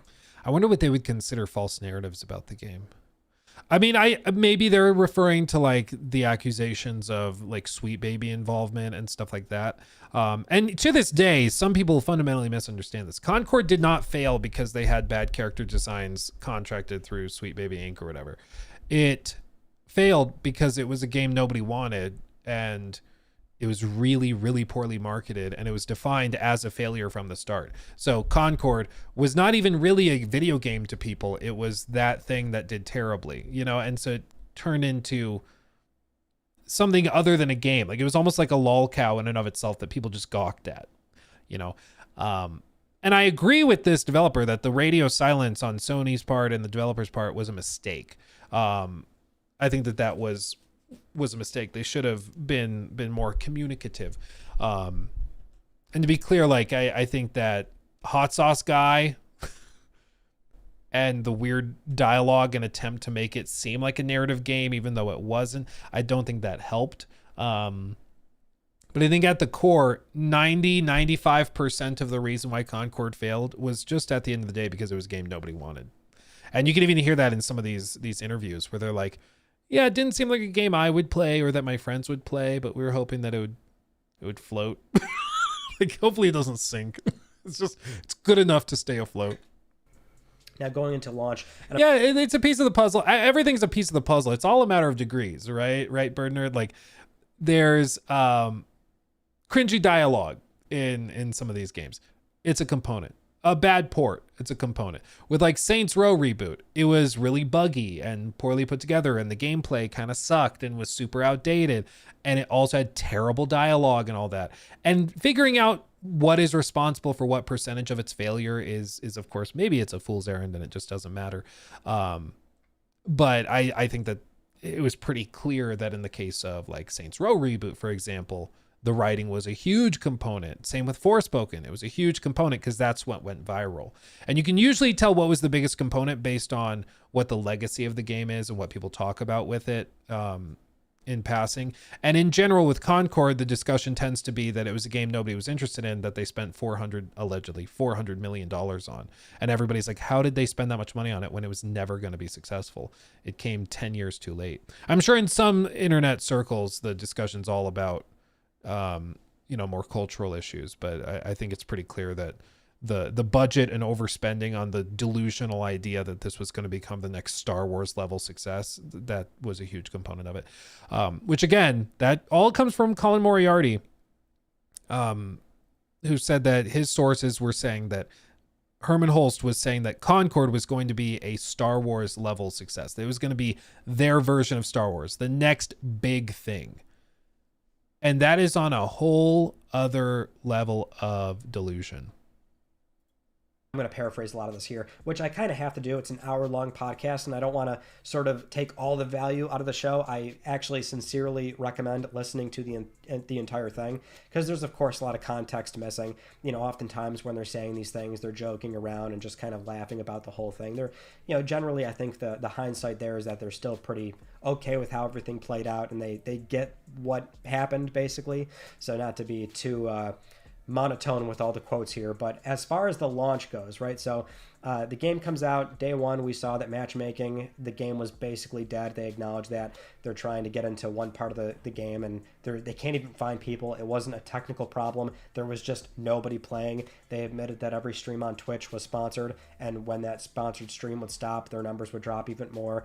So there was that, and then going offline, of course, it was definitely PlayStation's call. Not entirely surprising there either, given that it's a big multi-million-dollar public company. They're always going to get final say as the publisher, so we do know for a fact that basically nobody on the ground floor was a part of the conversation. They didn't know what was going to happen, and they were all surprised that it got to that point of the game being completely removed and taken offline. Now, getting into more of the reception side of things, here's the quotes we can share. So one of them say, and I quote here, The most frustrating part about it to me was people had made up their mind about the game, and I felt like it was based off of, I mean, this more our fault than theirs, but we did a bad job of communicating what we were trying to do. It's just weird that there is this audience who's just constantly wanting to be excited that something fails, but the reality behind it is we're just looking at our keyboards and then we're like, oh, no job today. There's like... I think also Concord was a victim of broader market narratives and trends. And I've said this before, but I think that Concord, part of the reason it failed was not just what it was, but what it represented, in the same vein as what Suicide Squad ran into and other games like Duskborn and those, where it wasn't purely just on a mechanical level. Oh, well, the shooting mechanic and the dodge and the characters are not super balanced. Like, that was never really the point. The point was, this was Sony once more spending hundreds of millions of dollars on a game that nobody really wanted, certainly not their hardcore fans. And even in how they handled its failure, it was representative of everything wrong with Jim Ryan's era of PlayStation, where he's like, okay, well, just pack it up, shut it down, fire all of them, and we'll try again next time. And that's just a really toxic way of running game studios and trying to create interesting experiences for people. It's just really, really a toxic way of doing it. And that's why people, I think, maybe reveled or even at times celebrated the failure of Concord, because it was like, yeah, finally, Jim Ryan, suck it. Suck it. We didn't want this. For that budget, you could have released another Last of Us 2. You could have released another God of War. You could have released, you could have done the Bloodborne remake 5 times over with how much money you allegedly spent on this. Are you kidding me? And then you have the gall to talk about, yeah, we need to raise console prices because of extenuating business circumstances. And it's like, bro, you're the one hemorrhaging money on stupid stuff. It's like you're the one spending $3 billion or almost $4 billion on Bungie, and then you're shocked it doesn't produce anything. Like, what are we doing? What are we doing? So I think that's a component of it. There certainly are people that just like to see the world burn. And it's why I've stressed that I don't like the doom and gloom approach. Some people are like, well, the game industry is flopping. The game industry is collapsing. We need another market crash and all this. I'm like, you're rooting for the collapse of your industry that you allegedly like and care about and that you call like your hobby. That seems weird. And also, there's not really any clear indication of that. Like, yeah, games are more expensive, but guess what? They're more expensive because people keep buying them. Like, they keep spending money, dude. It's crazy. Spending is continuing to grow. So, and I mean, I think there are also some, they call them like gaming tourists, where they come into the industry for like culture war reasons, and they're not really gamers. They don't really care that much. They're just coming in because they want to rage about Sweet Baby Inc. or whatever it may be. And those people, yeah, I don't think they're arguing in good faith, but I think it's important to not dismiss what actual gamers were saying about Concord, which is that it wasn't a game anybody wanted, and so they were kind of happy when it failed because it was something that would probably piss off Herman and Jim, because they wanted them to get back to doing what they actually wanted them to do. They wanted them to get back making those games that define the PS4 era, This schadenfreude of, oh, big game fails, and like, that's awesome. We got to see something crash and burn. And like, that's kind of great. That's really cool. And to be a part of that process, it's really easy to bandwagon on that. Like, well, we're punching up and not really taking into consideration that, like, well, you're punching up to that, but then all these people that work really hard on it are not those people. Yeah, and translation, because there's a lot of likes in there. Basically, what I think they're trying to say is, I understand the desire to fight the big guys, the guys up top that are making the big decisions, and you want to screw those guys and punch up to Jim Ryan. But in the process of doing that, we are caught in the crosshairs and the crossfire, and we end up losing our jobs as a result. When we were just trying to make the best game we could, we didn't choose to make this kind of game. It's more the leadership, but we're the ones that suffer. And I agree, that sucks. It sucks that Suicide Squad Kill the Justice League was abysmal and dreadful, and the founders of the studio and the guys responsible for it left the studio a matter of months before the first big reveal and launch. And I think it was before the launch. But anyway, they left right before the launch and got out without any sort of repercussions. They founded a new studio within Warner Brothers, and we're all good. Like, that sucks. I agree that the people responsible suffered no consequences, but it's just how it is, you know? Like, I don't know what's the argument? Like, I agree it sucks, but what's the alternative? That we all just go and throw money at this game we hate or that we don't like, because we want to not let you suffer the consequences of the actions of the higher up. Like, I don't know what the alternative is. I agree it sucks, but there's not really a solution. Now, there's also one very simple quote here from somebody else that's perhaps... How come the game's devs don't get hate? They made the game. I think the key is that there's differing levels of responsibility for something like this, okay? So when we see, like, the concept of Concord, I think, is what was fundamentally flawed. Like, it's a hero shooter with nothing really that interesting to offer. There's a couple of little bitty things where, like, oh yeah, some of your deployables will stay from round to round. Okay, that's, I guess, interesting. We're gonna have a new cutscene every week to progress the in-game story. Okay, but like, it's not that consequential. Those big overarching decisions, like creating a hero shooter like this, that's from the studio heads, that's from the people that started all of this, that sold it to PlayStation and everything. And those people are the ones who don't ultimately suffer. The people on the ground floor, the people that are like programming, doing like basic gameplay design and testing network code and stuff like that, they're going to work just like you and me. Well, I have a fake job, but they're going to work just like you. You know, they're going and they check into the office, they do their work, they go home to their families and move on, you know?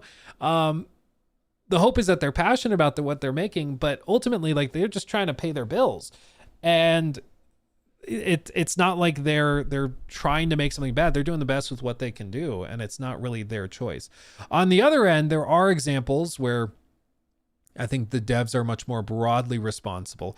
But typically with most games, there is one that fail on a catastrophic level. There's one major issue, like we discussed earlier. Maybe the writing is terrible. Maybe it's super buggy, and so QA can be blamed, or maybe it's other problems within on the technical side, or maybe it's that it's just the art direction's terrible and it looks super ugly. It could be any number of things, but usually there's one major fatal flaw with any game that flops. And it does suck that you can have a game like, say, Suicide Squad, where the game director, I think, fundamentally was responsible, because it was also a game that just never should have been made. But it also restarted, had tons of secondary mechanics that never got implemented fully into the full campaign, because they were little ideas that they worked on for 6 months and then scrapped later and then brought back in. But like, motion capture was phenomenal. I will say that till the day I die. Like the cinematics presentation in Suicide Squad, tremendous, very well executed, industry leading, especially for a live service game. But all those people were affected by its failure, even though the specific thing that was going on was not anything they did. They did a great job with what they were doing, but the other department screwed it up. You know, but that's just how this works when you're in a company working, and then one guy or one, department screws up. But anyway, continuing. Sorry. Perhaps the most accurate and honest about the whole thing. They say, quote, "It taught me something important, that there's something worse than making a bad game. It's making an uncool one." And I think that was the big thing. 1000% agree. The gaming industry, especially the live service side of it, is super sensitive to peer pressure. There is nothing worse than being the one friend in the friend group who wants everybody to play the uncool game. You will get mocked and ridiculed. I still make fun of my brother Ben for how many hundreds of hours he put into Battlefield 2042. Every day I make fun of him for it. I will never let him live it down. And honestly, like, because it's also a social game where you're getting in parties of like 5 or 6 for Concord, you kind of need your friends to play with you if you want this to become your game that you put hundreds or even thousands of hours into. And if it's uncool, or they don't want to do it because they're more interested in Marvel Rivals or Overwatch, whatever it is, you're just never really going to convert. And if you're a friend group of 5 people, 4 of them want to stay playing Rivals or Overwatch, and you're the only one wanting to check out Concord, you're probably going to roll over and go just play Overwatch or Rivals. Like, it's just, that's why live service games like this that are team-based are so much harder to find success with than some of these other games, because you're not just trying to convert and win over a single player who's like playing Warzone solos or something. You're trying to win over a whole friend group, and that is way more difficult. So when Robert heard that, they asked what was uncool. They responded with, and I quote, "The audience our publisher was catering to did not want this game at all from the get-go. Mhm. The game was labeled as uncool, and so everyone who talked about it was like, yeah, but this game's uncool. Yeah, but you haven't looked into it. You haven't played it. Even my family was like, oh yeah, I've heard about this game. I've heard it wasn't cool." And I was like, bro, you're not even going to play it, please. Yeah. I mean, a lot of people dismissed it out of hand because it was uncool. Sure. And and I think this goes back to what you were talking about earlier, Bird Nerd, like with the character designs, the art direction and stuff, and the writing and dialogue and everything there can immediately give somebody the ick and make it also not just uncool, but kind of, it evokes the same emotion as disgust. You know, it's that same cringe face that people get when they listen to some of the dialogue in A Dustborn or in a like really bad Saints Row reboot scene, where you're just like, it's disgust. It's the same face people make when they see roadkill on the road or when they see rotting meat on the table. For some reason, it's on the table. It's that same face where it's just, and people don't want to spend time in something that disgusts them. Shocker. Okay. It's why character designs are crucial, are important. And it's why writing is important, because that feeling of cringe is activating the same part of your brain that makes you feel disgust. It's why your face does the same thing. And that's hard to undo. It really is. And they're laughing and joking here, so I want to add that context. Again, it's not all monotone. They're still very lighthearted about the whole thing, but that is definitely one of the more... Wait. Still very lighthearted about the whole thing, but that... Okay, no. For a second, I thought I saw one of my usernames on here, because I played Concord when it was out. It's the best afternoon of my life. I did. We even did it on stream where I played it with you guys. And for a second, I thought I saw one of my usernames on here, but no. I was like, how funny would it be if I was in this gameplay? But no, it's not me. Definitely one of the more candid parts of the conversation. Now, getting into the aftermath, right? So the studio getting shut down and everything like that. One person said, quote, "One of the things that a lot of people wonder in the comment section is, what are they thinking? How do these devs not know how the game is being received? We know full well. We know what's happening. We agree with it half the time. And more often than not, it's changing the game. It's just not possible given the circumstances, given the stakes, and sunk cost into these things. It was the most beautiful car that we crashed." And that is one thing to remember whenever you're talking about this stuff, is that developers watch videos and streams and stuff. It's why I like when people get really worked up and are like, they're stupid, they suck, they're smelly, I hate them. Like they start freaking out. It's like, guys, these are human beings. Okay. I get that you didn't like the game. They're still human beings. Okay. They're still people like you and me, and they still deserve, some level of respect and dignity. Right. We can joke and meme and everything. And my typical policy is that if I'm going to say anything that, I want to be comfortable saying it to their face too. And as far as I can think, I mean, I've always tried to hold to that, where like, if I see Todd or Emil, I'll tell them exactly what I've said on stream. And I think that that's important, because I think a lot of people can slip into it. Can we say that about Jim Ryan? Oh, it would be very funny if I ever met Jim Ryan, because I'd be like, Jim, why do you come off like an alien wearing a human mask? Why did you take that photo with everybody smiling at PlayStation London Studios and then fire every single one of them less than a week later? That seemed kind of messed up. What was that about? We could have lots of fun with it. Yeah. Yeah. Why are you the way that you are? Yeah. That's why they won't let me talk to Jim. No, he's retired now, so I can't. Any gamers and fellow devs who gave it a chance and enjoyed and appreciated it for what it was, all the love to you guys. I'm sad that it didn't find its gamer base. It was so special. I wouldn't trade the experience for anything. And that's a big key takeaway too from a lot of the conversation that we haven't really touched on here. They loved working here, which was probably a really exciting time for a new studio being established, but they were very flattering with just how great it was to work at Firewalk and the general environment. Apparently they weren't really crunching too. I mean, there was certainly a level of... Oh God, I suck, dude. I suck. I got a scary text and then I was responding to it. I suck. Okay, sorry. Jacob, edit out my mistakes. A lot of the conversation that we haven't really touched on here. They loved working here, which was probably a really exciting time for a new studio being established, but they were very flattering with just how great it was to work at Firewalk and the general environment. Apparently they weren't really crunching too. I mean, there was certainly a level of putting more time into the game, but it sounds like they were all choosing to do a little bit of overtime just in the sense that they were really enjoying the creative process, and people were heard and seen in the environment. So it's great. It does sound like, at least for these 11 folks, they genuinely really loved working at Firewalk. Now, as far as PlayStation, they didn't really get to say a whole lot here, and that's probably the biggest sort of... I mean, to a certain extent, I can imagine why they would love working on it. They got to work on this thing for years and years and years and years. And what I've always just been baffled by is how these live service games can take so long.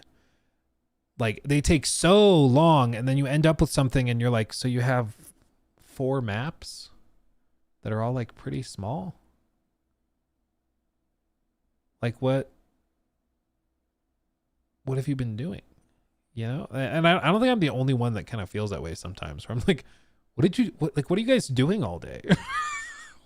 what I don't know. I don't get it. I don't get where all of your time is going. Thing they want to have guardrails on, but we do have some quotes here. So one of them is, quote, "The internet will and has said many things about how the game failed, and it was bad, and it was like many bad things about it. But the thing that I think that's missed on a lot of the public perception of that is that if the team is capable of making things as directed, that's valuable. You can absolutely argue about the direction, 100%, I'll be right there with you. It would have been excellent for our parent company to try and work with us a little bit more. It's so expensive and almost impossible to even get 100 people to get together and make something. It's so hard. We could have supported other studios. We could have ramped on to a different project, helped them finish it, and jump. Because we're all in the same business of trying to make money for a big daddy company. And so, we should be able to, actually work together, and none of that happened." So again, the big takeaway is they really love the job. They didn't want to go anywhere, even so much to the point where when they got into the conversation of how they found out about the studio closure, and these things tend to happen with very big companies. It's very abrupt. So on the ground folks usually don't hear about it until day of, and it's almost it's very immediate, basically. So one anecdote that was shared initially in the podcast is that somebody went to go do laundry. They missed the meeting, and 9 minutes later, their Slack channels were cut off. Everything was cut off. Somebody went off and made a Discord so that everyone could actually rejoin and say goodbye to each other, and also be a support channel to one another by answering questions on how do I file unemployment, how do I file for Cobra, things like that, which is always a really messy thing. Doesn't have to be specific to Firewalk. That's always usually how that stuff goes, and it's quite ugly. But yeah, they didn't really get to address, and they probably didn't want to address certain things like the game price, the character designs, directly addressing online narratives. I think they're just trying to say what they feel comfortable saying in the moment. And there's definitely a certain levity to the conversation, in that they really enjoyed what they were working on. They like the environment, and they stand by it. A lot of them do in this podcast, but it's very fascinating. There's obviously a level to it of some accountability, but not really. And like, that's the issue, is that they're not directly talking about things like character designs. You know, the one quote about how the game was perceived as uncool is probably the best that they were willing to sort of admit in the here and now. But like, that's true. That's the worst part about it, is that there's really not a whole lot you can do when you make something, and just straight up a large portion of the gaming audience looks at that and goes, nah, son, that is not for me. And there is no denying that, like, in the grand scheme of things, the vast majority of people did not play the game, and those are numbers we just have flat out. Most people did not play the game, but you know, that's the other like hard part about the conversation surrounding Firewalk and Concord, is that it still was a game in a very, very deeply saturated market. I mean, I always find, well, at least I wonder how the game would have done like 15 something years earlier, right? Like if this 15 years earlier, yeah, it would have popped off, because that would have been pre-Overwatch. But I mean, unfortunately, they just never had that opportunity. I think the good video by Mystic putting all of this together. I appreciate it. Much appreciated, Mr. Mystic. And I think that overall, none of the developers said anything like that crazy. I think all of them put out things that made perfect sense. They were saying stuff like, you can hate the direction. We agree with you. You know, that they disagreed on some of the stuff. They went in, started working on the game, and were shocked that they didn't have a clearer understanding of what was going to differentiate this game from others.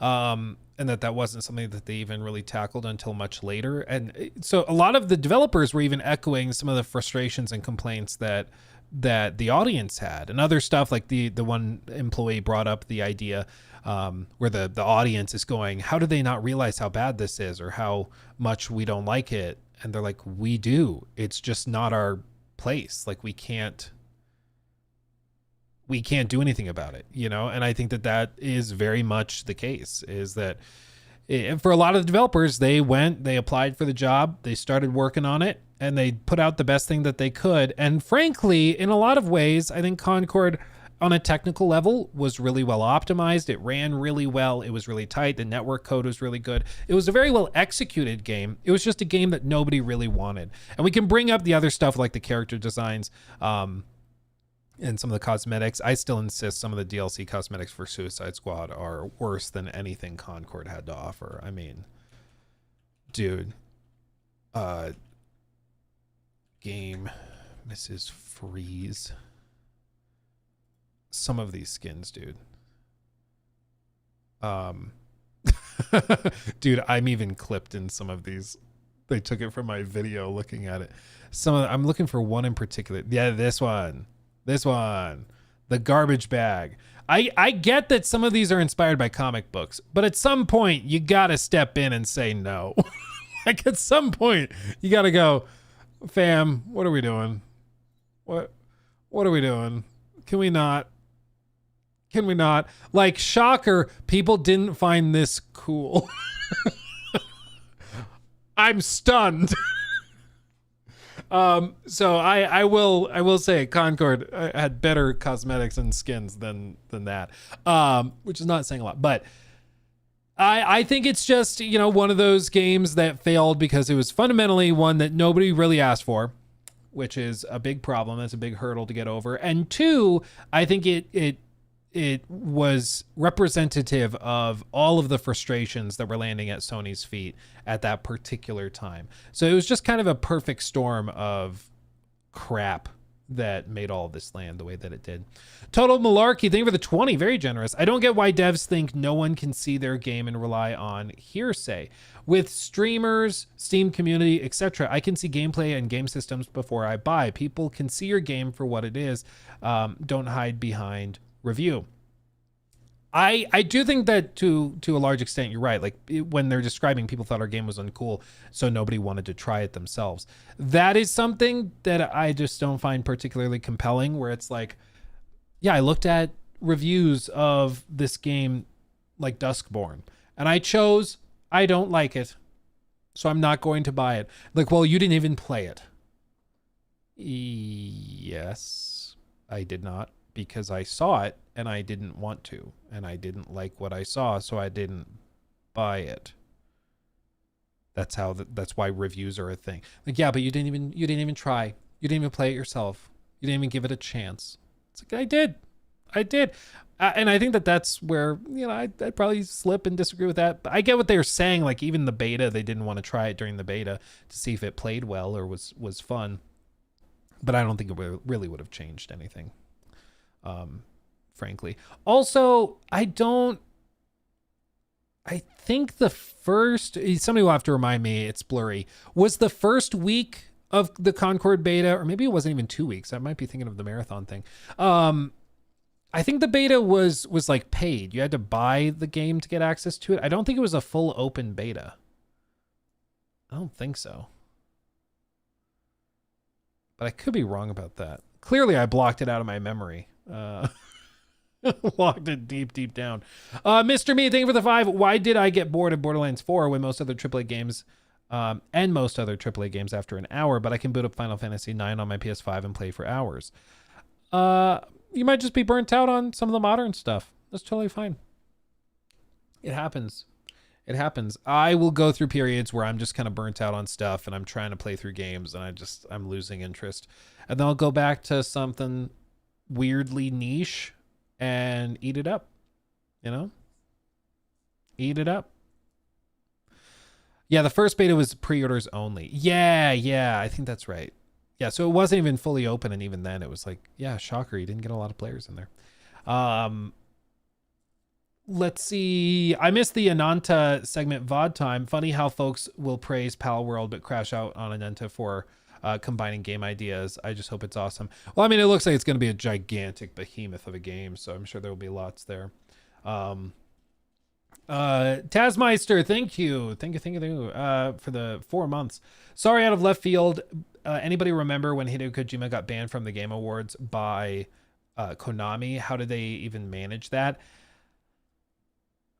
I genuinely don't know. There must have been some agreement where it's like he can only appear at press events representing them for a period of 1 year or something like that. Because he came back, I think, the next year, and it was fine.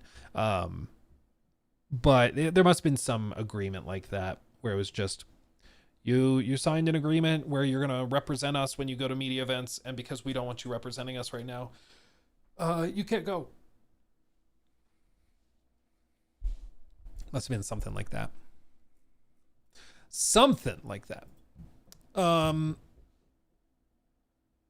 Let's see. Oh, we could touch on this real quick. Trash Panda Cult, by the way, thank you for the sub over on Twitch. Thank you, my friend. Did you see how Kojima just announced how he wants to scan a ghost for a game and be awarded for it? I did see that.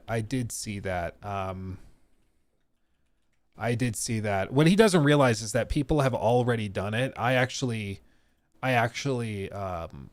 was working on a game myself, and I have the scans of the ghost. So he's not going to beat me to it. I just asked him to sit in the chair, and we did the scans. So I don't know what his deal is, where he's talking about how he's going to do it first. I don't know what he's talking about. Let's see. Samuel, thank you for the 5. Hey, Luke, can you upload a review roundup of Ghost of videotape, but also with all the cats in the room with cat toys? I could do that. That could be funny.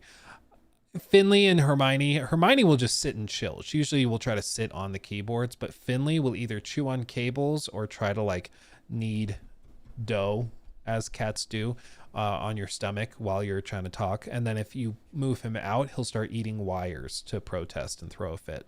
He's a bit of a drama king. So yeah, I will say I'm working with Romeo, because my goal is to get Romeo chill and comfortable enough that I can put a doggy bed down there and he can just chill with us on stream. That's my goal. But I've been told by somebody who has had, over the course of their life, 4 different hounds like him. They're like, he's not going to get close to that until he's 2 years old. He's just too hyper. And he's going to be hyper till he's 2 years old. So I'm hopeful, though. I'm hopeful. They're like, eventually, once they reach like adulthood, doggy adulthood, they turn into couch potatoes. And that breed is just like the most cuddly, I just want to lay on your lap kind of dog. But until then, they are balls of energy and clumsy energy at that. But he's very cute. True story, my hound is 2 now. Yeah, so you're getting into the really fun period. Yeah. Yeah, we'll get there. We'll get there. He's just a big fella who doesn't realize how big he is. My shepherd hound mutt mix is lazy as hell, but he didn't used to be. Yeah, and I think he'll get there too, where he's going to reach the point where he just mellows out like crazy. But until then, got to burn energy. He's got a doggy daycare temperament test day on Monday. So he gets to go, and he goes and does a full day of doggy daycare where they literally are just watching him to see if he like can play with other dogs well. And if he passes the test, he can go there for doggy daycare, which the reason I would do it is because, for one, they also do boarding. If we travel, he has a place to stay, but also it makes it so if it's like really snowy outside, they have like an indoor play area. So he can go and like burn energy there. Whereas here, like I don't have room to burn energy with him. He's a big dog. Like I don't really have a way of burning energy for him. And he's all skin and bone, so he's just gonna like get so freaking cold so fast. But anyway. Let's talk about this.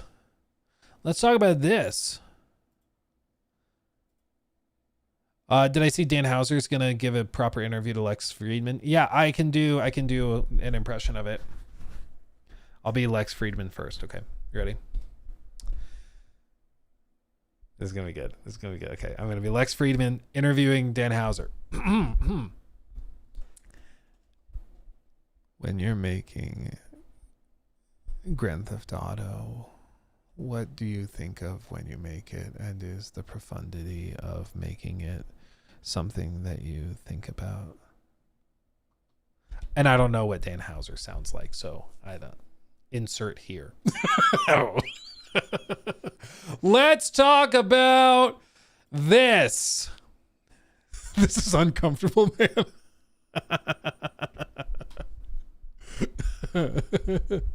Now do pirate software. It's not my fault and you all suck. There you go. Okay, there you go. Okay, let's do this. I keep trying to introduce and then I get distracted. News ever. Okay. The future of GTA Online is changing. Yes, my friends. Rockstar has officially announced that they have purchased a company that is going to help them reshape all of Grand Theft Auto Online. Are you ready? Let's see. This video is a recap coming from TGG, 2 million subs, a big hub for GTA news and info. Rockstar Games made a really big announcement today. Just over 2 years ago now, I made this video titled The Future of GTA Just Changed Forever. And this was back when Rockstar Games officially announced that they were buying the company that made GTA Roleplay. A lot of people were upset with that video, saying this really isn't going to change anything for GTA going forward. But for a lot of us in the GTA community who kind of knows how Rockstar works, we knew that this was Rockstar taking a big step in changing how the online systems of GTA Online and GTA 5 and GTA 6 are going to work going forward. Today, Rockstar continued on that announcement from 2 years ago and maybe even made a bigger announcement. So let's cover it and what it means for not only the future of GTA 5, but GTA 6. Because this is kind of a GTA 6 announcement, just behind the scenes. Rockstar's not going to come out and say this is for GTA 6, at least not yet. So earlier today, Rockstar made this tweet. We're excited to support the No Pixel team as they create the future of GTA roleplay. Now, if you don't know what No Pixel is, essentially it's the biggest GTA roleplay server. You've probably seen a bunch of your favorite streamers playing on this server, creating content. That's what it's known. Yeah, and if you're not familiar with GTA roleplay, because I was not, I thought it was a sex thing, where like you steal cars and do it in the stolen cars or something, until I looked it up. And basically GTA roleplay, I think Kai even did it. I think maybe not. I don't know. It's basically a role play server where like you go into the online server and are pretending to just live an entire life. It's kind of like Second Life, you know. It's kind of like that. What is happening in this clip, dude? But people will go and there's roleplay servers for you to go and pretend to be like a police officer, and people play as like criminals and you have to pull them over, and it's even down to like the procedure. They have dispatch where you have to call in and use the proper terminology. Like, it's pretty hardcore. There's roleplay servers for like aviation where you're literally a pilot flying people to different airports around the map. It's pretty crazy. It's pretty crazy. And this No Pixel team, this is the team that is responsible for like the biggest of these servers, and they're kind of like the leading guys within it, which is pretty crazy. So that's kind of what we're talking about here. Rockstar bought them out, and that was a couple of years ago when they officially revealed that. And ever since that point, they have apparently been working on building GTA Online together. But this time it's going to be different, because with GTA 5 Online, or just GTA Online, they kind of retrofitted the online game and the servers to work with roleplay. With this, they're building it from the ground up for the roleplay servers. So it's going to be significantly enhanced. Known for. Now, No Pixel, who, keep in mind, is just a roleplay server at this point, made this announcement. No Pixel 5 is the next evolution of the GTA 5 roleplay experience, created in collaboration with Rockstar Games. That's huge, we'll get to that soon. Coming soon to the Rockstar Games launcher and other PC platforms. Again, that's huge, we'll get to that shortly. Stay tuned for more information at nopixel.net. Thank you to everyone in the No Pixel community for your continued support. And they dropped a 45-second trailer, basically just hyping this up. Okay, so why is this a big deal? This completely changes everything we know about Rockstar's potential plans for GTA 6 Online. And as the top comment on the tweet shows, this is for GTA 6 too, but I can't prove it. That's the boat that I'm in at the moment. I am very strongly leaning towards this being a GTA 6 tease, but we're probably going to have to wait 3 to 6 months until we hear anything further from Rockstar on GTA 6 Online. Okay, so why is this a big deal? Well, there have been, let's just say, rumblings over the past few months that Rockstar has reached out to several user-generated content creators from Roblox and Fortnite. Now, if you play Fortnite or Roblox, you would know that nowadays, a bunch of the content, most of the content that people are playing in these games is user-generated. Even with Fortnite Battle Royale, the player count is slowly going down and people are playing other user-generated modes. Rockstar, over the past... It's why I mean, all of these companies, all they want is a platform.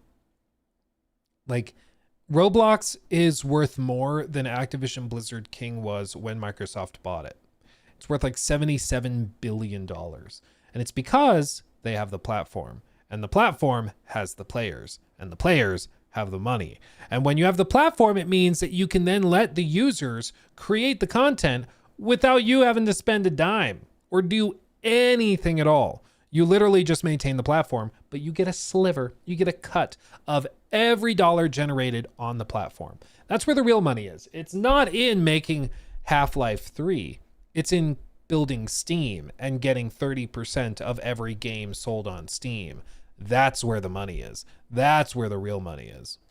Last year or two, maybe even 3 years, have really noticed this, and they bought 5M, as well as behind the scenes have been working with a lot of these big creators, the people that make these Roblox maps, that make these games within Fortnite. And now we have 100% confirmation that they've been working with No Pixel, who does the same thing for GTA 5, basically. It's kind of hard to explain how massively this changes what I think GTA 6 is going to be. We also see that it's coming soon to the Rockstar Games launcher and other PC platforms. So now, roleplay within GTA 5, it doesn't seem like you're gonna have to download 5M, which is like an external app that you need to download to launch the game, basically its own launcher. This is Rockstar fully buying in to No Pixel and really roleplay as a whole, user-generated content as a whole, and putting it front and center, almost as like a separate game alongside GTA 5 and GTA Online. Now, what this also does is, if we go back to last year when a massive 5M leak and document came out, this essentially kind of confirms a lot of those leaks that came out last year. What were those leaks? Let's cover them. Those leaks said that Rockstar was working on a new project. Let me get it up here. The official name was Project Soundstage, or also known as Rockstar Online Modding Engine, ROME, R-O-M-E, where essentially Rockstar would be fully buying into user-generated content, allow people to create their own missions within GTA Online. But the most important sentence or paragraph, really not sentence, from last year's leaks is this, and this is what essentially has almost been proven true today. So when discussing this Rockstar Online modding engine tool, this report last year said both projects are being developed internally at Rockstar, not by the 5M team. Reports indicate that a significant number of workers are dedicated to the project, with early discussions surfacing under a year ago. It is speculated that Soundstage may serve as a conversion tool from 5M to the Rockstar Online modding engine. What their new project is exactly about is unsure. We can only speculate that it will be Rockstar's approach to bringing user-generated content to all its consumers and having control over hosting, assets, and of course, microtransactions. And that's the thing that, like, it's easy to forget because GTA Online is so massive now and there is a lot of user-generated content. But when it was built, it wasn't built with that in mind. It was built, I mean, basically as a way for you to hop in and explore the map with your friends, and you can kind of play together, and there's some really basic activities and stuff, but they had no idea that GTA Online was going to blow up the way that it was going to blow up. And then it just exploded. Like, they had plans for all sorts of DLC for the main campaign of GTA 5 that they scrapped because the online blew up so much and became so successful. And so they kind of retroactively, you know, retrofitted a lot of stuff into it to make it work. But the original game was not built with any of this in mind. GTA 6, though, is being built with its online mode with this as the primary intention. Like, the story mode is, yeah, it's going to be great, I'm sure, because they just know what they're doing. But the online component is where the real money is going to be made, and they anticipate that online mode is going to make ridiculous sums, like hand over fist, way more than what the GTA Online of years past has generated, because now they can do this platform through the ROME mode and engine, where they can actually build it out so that users can generate the content and then they can still get a piece of the pie. Very important paragraph here, particularly this sentence where it says it is speculated that Soundstage may serve as a conversion tool from 5M to the Rockstar Online modding engine. This is what it seems. It seems like the first step is about to take place here, because Rockstar seems to be separating NoPixel from the 5M launcher and putting it in the Rockstar Games launcher, making it accessible to way more people. Last year's leaks went on to say the uncertain future of 5M may be influenced by Rockstar's bigger vision of user-generated content and their upcoming online modding engine, which is expected to launch in October. That was October last year, so that didn't happen, and will eventually replace the 5M project, which slowly kind of seems like that's what's happening here, right? If Rockstar is separating a server from 5M and putting it on their own launcher, they're kind of trying to replace 5M. Now, if you want to see this video diving... I mean, obviously, I think that's where they're going. They're going to replace it. My question has always been, do they, like, cut support for GTA Online as it currently is, cold turkey? Do they just shut it down and move on? Do they leave it running and let people still play and spend money there while they build up the next generation of GTA Online? Like, what do they do? Maybe they call it GTA Online Legacy or something. I don't know, but I'm genuinely curious how they're going to handle the old version of the game, because a lot of people have spent a lot of money and thousands of hours in that game, and I genuinely don't know how they're going to handle it. I really don't. Maybe it'll just be a separate mode that you can load into, or maybe they'll just shut it down and sunset it. I don't know. I mean, the servers for GTA 4 Online are still up. Yeah, well, I could see them doing it. I just think that, like, the support on it is going to, of course, disappear. Because all that's going to go towards, of course, GTA 6 Online or whatever they call it. But then again, I guess it's not like they're getting a ton of support now. It's still pretty buggy and broken. The leaks I'm not too sure if a lot of you guys completely understand like the context I'm giving here. I will link that down below. Go watch that video separately. That will give a lot more context to what Rockstar has done today. But going forward, this is massive, not only for roleplay, but also GTA 6. Because it looks like Rockstar is trying to separate the roleplay from GTA 5 as well as 5M. So they're going to put roleplay or GTA roleplay seemingly up as its own game. What that means is long after GTA 5 dies down, it's really too early to tell until Rockstar makes an official announcement on this. But after all of the leaks, all of the rumors we've had, and a lot of these rumors and leaks now being proven to be true, you'd be insane to think that Rockstar isn't working on implementing a lot of this roleplay and user-generated content into GTA 6. Like, you are absolutely insane if you can't see the connection here. You know, a lot of people have asked me, what do I think GTA 6 Online is going to be like? What do I want to see? Do I want to see more businesses? What is it? And my answer has always been, I don't know what I want from GTA 6 Online. Because I don't think we can just assume GTA 6 Online will be more GTA Online. We have no idea if Rockstar is planning on completely overhauling how the current online works. GTA 6 Online could be nothing like GTA 5 Online. Who knows? Maybe like there's a chance we can't even buy businesses. There's a chance that the point of the game won't even be to build your own empire. We don't know. And every leak and rumor we've got about GTA 6 Online up until this point kind of seems like it's not going to be like GTA 5 Online. It seems like Rockstar wants to allow the community to make a bunch of content. They're really heavily buying into roleplay and everything that comes with it. One thing is for sure, GTA 6 looks awesome. But when it comes to online, we literally have no idea what it's going to be like. And judging by today's news, it seems like GTA Online and GTA 6 Online going forward will be changing. You know, the GTA Online, the GTA 5 we've got here, that's probably going to stay, but whatever new online experience we get for GTA 6, it seems like it's going to be very different. But as always... Yeah, I mean, I think it's, again, good video from TGG, recap and all of that. I think it's pretty clear where their head is at and where everybody is looking for inspiration. And it's Epic Games with, of course, Fortnite.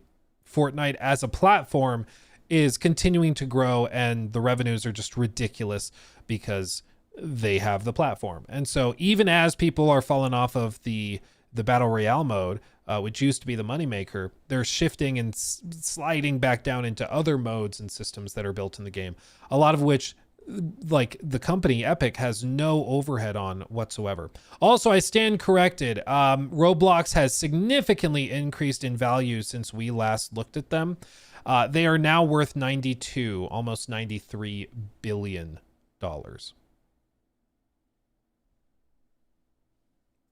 Which is crazy. Absolutely crazy. Oh yeah, look at this breaking news about EA. Okay, we'll talk about this in just a second.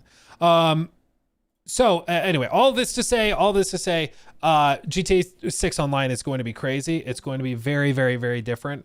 I think they're just going to lean into the platform idea and concept. So it's going to be less janky, but it's also going to be pretty much built out with tons of different modes and systems like that. So yeah, that's my expectation. I'm excited to see what they're working on. And yeah, the roleplay stuff is what everybody's talking about right now, but that's primarily because it's the only stuff that's public. If they're working on other modes and other systems and stuff, we won't hear about that because they're able to keep that secret. But anyway, okay. Brand new breaking news just happening in the last few minutes. Skibbity-doo-dah. Updated 12 minutes ago, breaking news, Electronic Arts. You know them, you love them. Madden, FC, Dragon Age Veilguard, also Split Fiction, It Takes Two, all of that stuff. They are seeing their stock jump 15% on a report that says that the company is near completing a $50 billion deal to go private.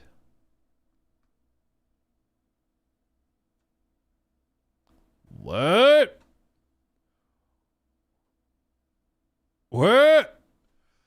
Okay, so what's happening is that a report by the Wall Street Journal, so reputable, posted that the video game company is nearing a roughly $50 billion deal to go private. The deal would likely be the largest leverage buyout of all time, according to the journal. Investors include Saudi Arabia's Public Investment Fund, and Silver Lake could announce the deal as soon as next week.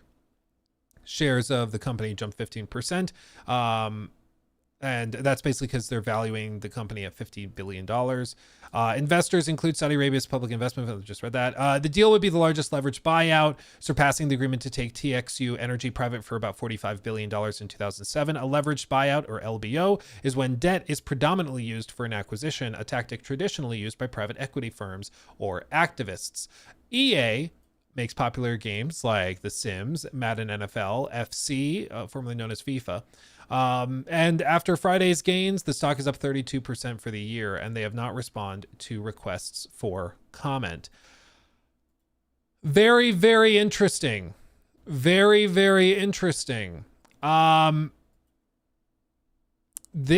kind of what I've expected Ubisoft to try to do, but they've not managed it, obviously. But this would be very, very interesting if they're able to actually pull this off. As you can see, so if the deal and the report is true that they're going to be priced at $50 billion, you'll notice that right now the market cap is sitting at $47.95 billion. That's interesting because typically whenever you try to buy out a company, you need to offer more than the stock is currently trading for, right? If you have something and it's worth 10, if I offer you 10, you're probably not going to be that excited about selling it. A lot of people won't. But if I offer you 15, you're probably going to be more likely. 20, you're definitely going to be more likely. And so, as you can see, the stock was trading down at like 167, 173, but it's jumped $23 or roughly 13%. And that puts the market cap in that like 47, 48 billion range. The difference, the gap between those is basically the risk. So if the risk or if the difference is $2 billion, that's the difference between what the actual offering price is going to be versus where the market is pricing it at. And that's literally just concern over it not going through, regulatory pressures. It's the same reason why, like, if when Microsoft was offering, I forget what the exact dollar amount was that they offered for Activision Blizzard King. It converted to, just about 70 billion. But if they offered the equivalent of like $100 a share for the company, you might see the stock only trade at like 90. And that's because there's $10 worth of risk, right? There's $10 worth of uncertainty of whether it'll be approved, whether regulators will let it happen, or this or that. Going private is typically much, much easier than like acquiring some massive, massive company by another massive, massive company. So it's very interesting. As for like impact of this, what this probably actually does. So there's advantages and disadvantages to being public and private. When you're public, it means that you can issue stock and sell it to investors for cash. And that allows you to expand, to grow, to spend that money on things like opening new studios or investing in infrastructure, that type of thing. The downside is that then you are obligated to report financials every quarter. And so you are constantly caught in this like short-term mindset. Right? Because every 3 months you have to update everybody and you have to grow and you have to find new ways to evolve and change and shift and move. And that can be very, very frustrating because it means that as an executive team, you can't really try to do things for long-term benefit. You have to constantly be worried about short-term gains and profits.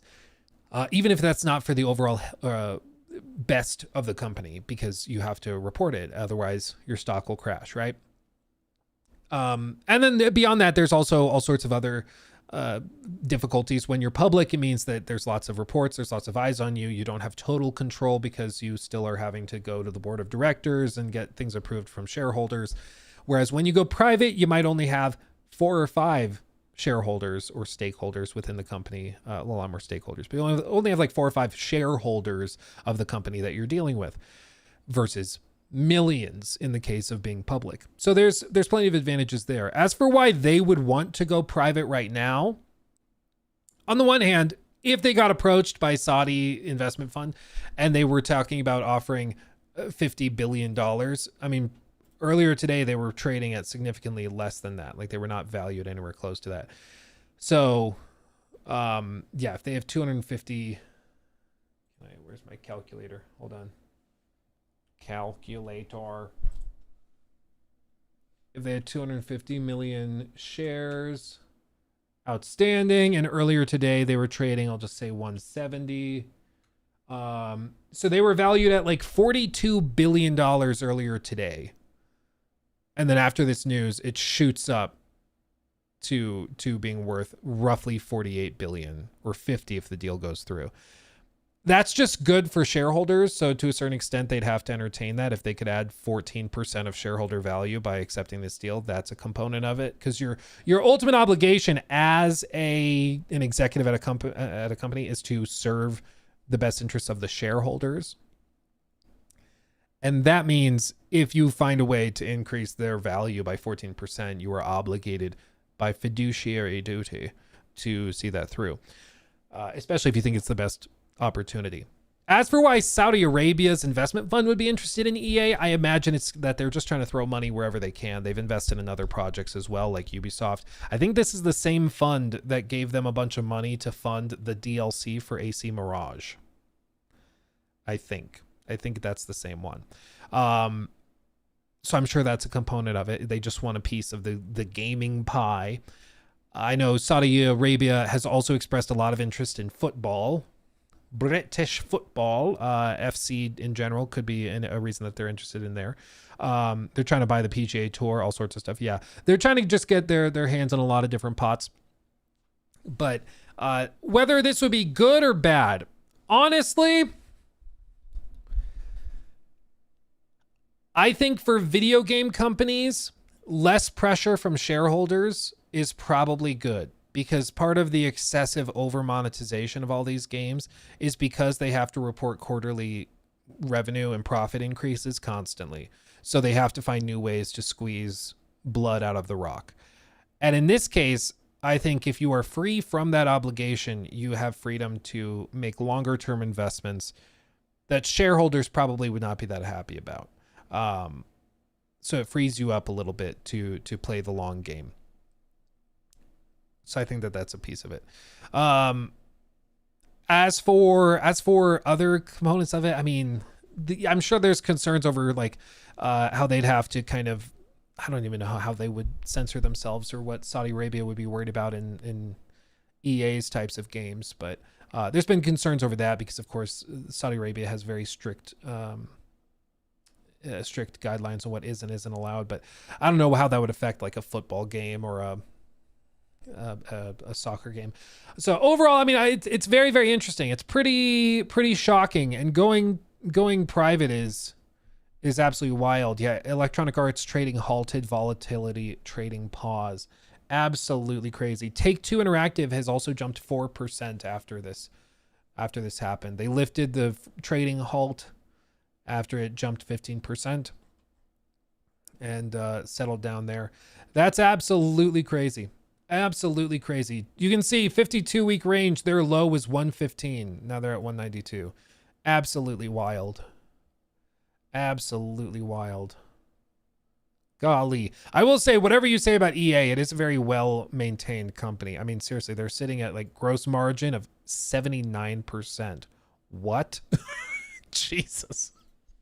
So they're doing quite well. They're doing quite well. So very, very interesting. I'll have to dig into it a little bit more and see. I'll have to read the Wall Street Journal report and see what all of that says. Verifying device. Oh, they have it locked behind a paywall, of course. But absolutely crazy. And the other component of this that's important to note, it's a leveraged buyout. So they're not paying cash.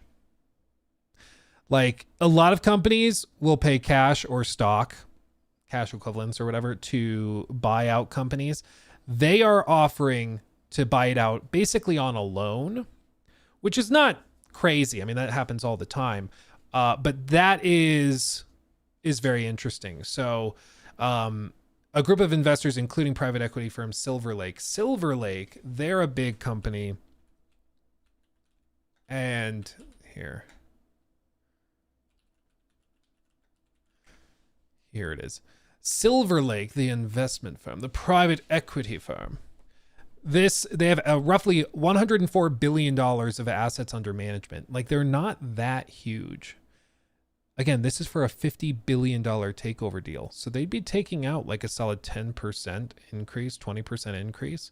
It's absolutely crazy. But they've made a lot of crazy investments. Like, look at this. They've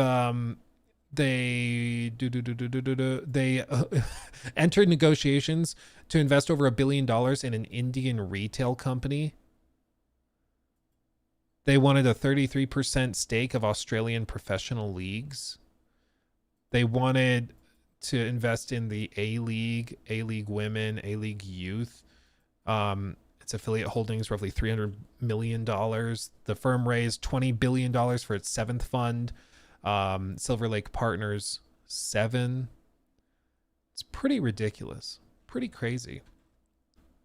But they must see something. They see something as an opportunity, and it could just be, at the end of the day, like, these companies think that video games are growing and expanding and they want a piece of that pie, but it is too expensive nowadays to try and build your own gaming behemoth publisher, so they're just trying to buy one before Microsoft does.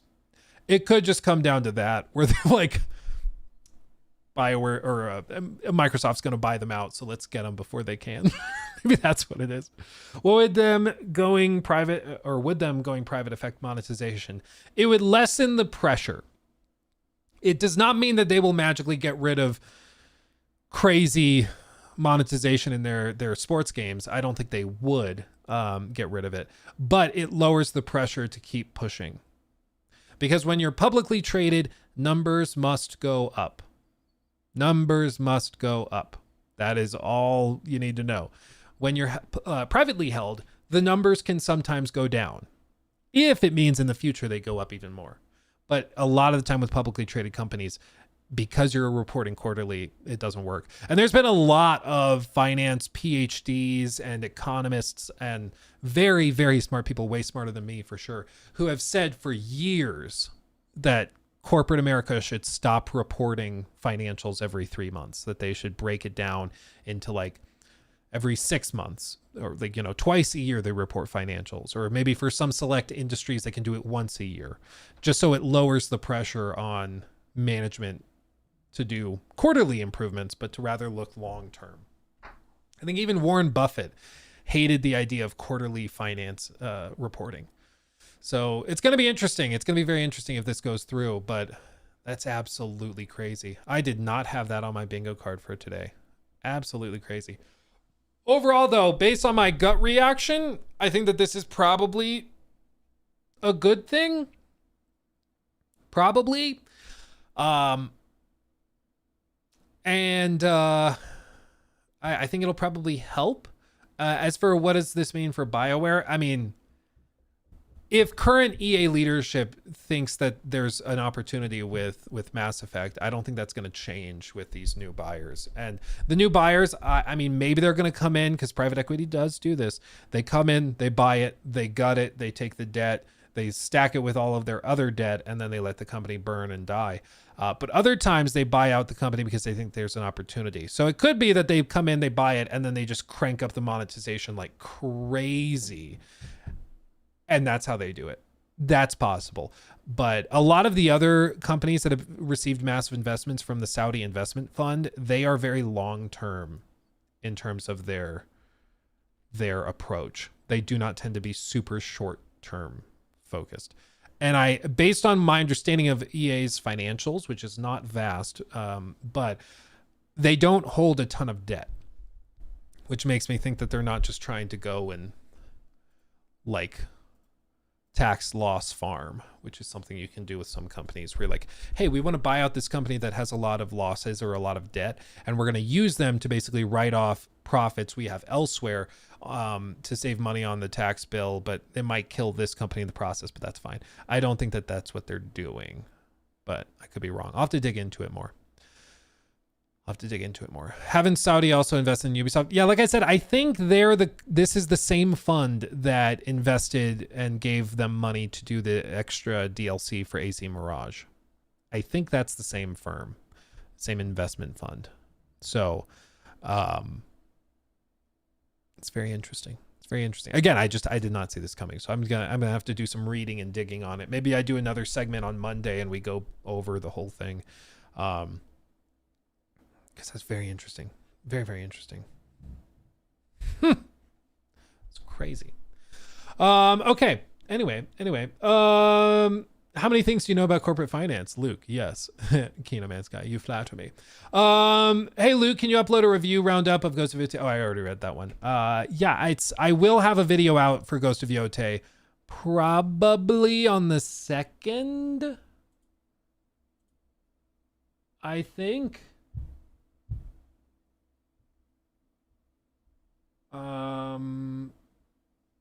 Yeah, I think that's the plan. That's the plan. So I will have some stuff, but anyway, fam, I think I'm going to call it there. My voice and my throat is starting to get sore. I'm worried I'm getting sick, so I'm not going to push it too hard today, but thank you for hanging out with me. You guys are amazing. Appreciate the gosh darn heck out of all of you for making the stream fantastic. I love you all dearly.